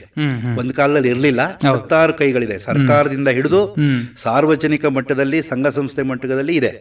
ನನಗೆ ಕುಟುಂಬದಿಂದ ನೆರವು ಸಿಗಲಿಲ್ಲ, ನನಗೆ ಇನ್ಯಾರೋ ಅಕ್ಕಪಕ್ಕದವ್ರು ಹಿಂಗೆ ಅಂದ್ಬಿಟ್ರು, ಇವೆಲ್ಲ ಇದ್ದೇ ಇದೆ. ಯಾವತ್ತೂ ಒಬ್ಬ ವ್ಯಕ್ತಿ ಮೇಲ್ ಬರಬೇಕು ಅಂತಂದರೆ ಫಸ್ಟ್ ಅವನಿಗೆ ಅವಮಾನ, ಅದಾದ ಮೇಲೆ ಅನುಮಾನ, ಅದಾದ ಮೇಲೆ ಸನ್ಮಾನ. ಸೊ ಹಾಗೆ ಈ 3 ಹಂತಗಳನ್ನು ನಾವು ಮೀಡಿದ ಮೇಲೆ ಸನ್ಮಾನ ಸಿಗೋದು ನಮಗೆ. ಆದರೆ ಅವಮಾನ ಆಯಿತು ಅಂದ ತಕ್ಷಣ ನಾವು ಕುಗ್ಗಬೇಕಾಗಿಲ್ಲ, ಅನುಮಾನ ಪಟ್ಟರು ಅನ್ನೋದು ಬೇಕಾಗಿ ಹಿಂಜರಿ ಬೇಕಾಗಿಲ್ಲ. ನಮ್ಮ ಗುರಿಯನ್ನು ಇಟ್ಕೊಂಡು ನಾವು ನಮ್ಮ ಮೇಲೆ ಆತ್ಮವಿಶ್ವಾಸ ಇಟ್ಕೊಂಡು ಮುಂದುವರೆದ್ರೆ ಖಂಡಿತ 1-2 ದಿನ ತಡ ಆಗ್ಬೋದು, ನಮ್ಮ ಸಾಮರ್ಥ್ಯಕ್ಕೆ ತಕ್ಕಂಥ ಸನ್ಮಾನ ಸಿಕ್ಕೇ ಸಿಗುತ್ತೆ. ಈ ನಿಟ್ಟಿನಲ್ಲಿ ನನ್ನ ಎಲ್ಲ ಅಂಗವಿಕಲ ಬಂಧುಗಳು ಕೆಲಸ ಮಾಡಲಿ ಅನ್ನೋವಂಥದ್ದನ್ನು ನಾನು ಅವರಿಗೆ ಸಲಹೆನೂ ಅಲ್ಲ, ಸೂಚನೆಯೂ ಅಲ್ಲ, ಮನವಿ ಅಂತ ಅನ್ಕೋಬೋದು. ಓಕೆ, ತುಂಬ ಧನ್ಯವಾದಗಳು ಸರ್. ತಾವು ಇದುವರೆಗೂ ನಮ್ಮ ಈ ಒಂದು ಬಾನುಲಿ ಕೇಂದ್ರದ ಕಾರ್ಯಕ್ರಮದಲ್ಲಿ ಭಾಗವಹಿಸಿ ಈ ಒಂದು ವಿಶೇಷ ಚೇತನರ ಹಕ್ಕುಗಳ ಅಧಿನಿಯಮ 2016ರಲ್ಲಿ ಒಂದು ವಿಶೇಷ ಚೇತನರಿಗೆ ಏನೇನು ಒಂದು ಸೌಲಭ್ಯಗಳು ಅಥವಾ ಹಕ್ಕುಗಳಿದೆ, ಅದನ್ನು ಅವ್ರು ಹೇಗೆ ಪಡೆದುಕೊಳ್ಬೇಕು, ಯಾವ ರೀತಿಯಾಗಿ ಈ ಒಂದು ಸೇವೆಗಳನ್ನು ಅವರು ಪಡೆದುಕೊಳ್ಬೇಕು ಅನ್ನೋದ್ರ ಕುರಿತು ಸಾಕಷ್ಟು ಮಾಹಿತಿಗಳನ್ನು ತಾವು ತಿಳಿಸಿ, ಅದ್ರ ಜೊತೆಗೆ ಸಾಕಷ್ಟು ಕಾರ್ಯಗಳಿಗೂ ಕೂಡ ತಾವು ಉತ್ತರವನ್ನು ತಾವು ನೀಡಿದ್ದೀರಾ. ಹಾಗಾಗಿ ತಾವು ಇದುವರೆಗೂ ನಮ್ಮ ಈ ಒಂದು ಕಾರ್ಯಕ್ರಮದಲ್ಲಿ ಭಾಗವಹಿಸಿ ತಮ್ಮ ಸಲಹೆಗಳು ಮತ್ತು ಈ ಒಂದು ಮಾಹಿತಿಯನ್ನು ತಾವು ನೀಡಿದ್ದಕ್ಕಾಗಿ ನಮ್ಮ ಕೇಳುಗರ ಪರವಾಗಿ, ನಮ್ಮ ವಿಶೇಷ ಚೇತನ ಬಂಧುಗಳ ಪರವಾಗಿ ತಮಗೆ ತುಂಬ ಹೃದಯದ ಧನ್ಯವಾದಗಳನ್ನು ತಿಳಿಸ್ತಾ ಇದ್ದೀನಿ ಸರ್. ನನಗೂ ಈ ಅವಕಾಶವನ್ನು ಮಾಡಿಕೊಟ್ಟಿದ್ದಕ್ಕೆ ನಿಮ್ಮ ಸಂಸ್ಥೆಗೆ ಮತ್ತು ಸಂಸ್ಥೆಯ ಎಲ್ಲ ಸಿಬ್ಬಂದಿ ವರ್ಗದವರಿಗೆ, ಆಡಳಿತದ ಅಧಿಕಾರಿಗಳಿಗೆ ಎಲ್ಲರಿಗೂ ವಂದಿಸ್ತಾ ಇದ್ದೀನಿ. ಮತ್ತು ಶ್ರೋತೃಗಳು ತುಂಬ ಆಸಕ್ತಿಯಿಂದ ಪ್ರಶ್ನೆಗಳನ್ನು ಕೇಳಿದ್ದಾರೆ, ಮತ್ತು ಕೆಲವರು ಕೇಳದೇನೂ ಸಹ ಈ ಕಾರ್ಯಕ್ರಮವನ್ನು ಕೇಳಿಸ್ಕೊಂಡಿದ್ದಾರೆ. ಪ್ರಶ್ನೆಗಳು ಕೇಳದೇ ಇದ್ರೂ ಕಾರ್ಯಕ್ರಮದ ಮಾಹಿತಿಯನ್ನು ತಗೊಂಡಿದ್ದಾರೆ. ಅಂತ ಎಲ್ಲರಿಗೂ ಸಹ ನಾನು ಸಹ ನನ್ನ ಹೃತ್ಪೂರ್ವಕವಾದಂಥ ವಂದನೆಗಳನ್ನು ಅರ್ಪಿಸ್ತೇನೆ. ನಮಸ್ಕಾರ. ಥ್ಯಾಂಕ್ ಯು ಸರ್, ಧನ್ಯವಾದಗಳು. ಪ್ರಿಯ ಕೇಳುಗರೆ, ಇದುವರೆಗೂ ನೇರ ಸಂದರ್ಶನ ಫೋನ್ ಇನ್ ಕಾರ್ಯಕ್ರಮದಲ್ಲಿ ವಿಶೇಷ ಚೇತನರ ಹಕ್ಕುಗಳ ಅಧಿನಿಯಮ 2016 ಕುರಿತು ಇದುವರೆಗೂ ನಮ್ಮ ಜೊತೆ ಕಾರ್ಯಕ್ರಮದಲ್ಲಿ ಮಾತನಾಡಿದವರು ವೃತ್ತಿಪರ ತರಬೇತುದಾರರಾದ ಶ್ರೀ ರಂಗನಾಥ್ ನಂಜನಗೂಡ್ರವರು. ಇದು ಇವತ್ತಿನ ನೇರ ಸಂದರ್ಶನ ಫೋನ್ ಇನ್ ಕಾರ್ಯಕ್ರಮ. ಮತ್ತೆ ಮುಂದಿನ ವಾರ ಮತ್ತೊಂದು ನೇರ ಸಂದರ್ಶನ ಫೋನ್ ಇನ್ ಕಾರ್ಯಕ್ರಮದಲ್ಲಿ ಭೇಟಿಯಾಗೋಣ. ಅಲ್ಲಿವರೆಗೂ ಕೇಳ್ತಾ ಇರಿ ಜನಧ್ವನಿ. ಇದು ನಿಮ್ಮ ಧ್ವನಿ, ನಿಮ್ಮವರ ಧ್ವನಿ. ನಮಸ್ಕಾರ.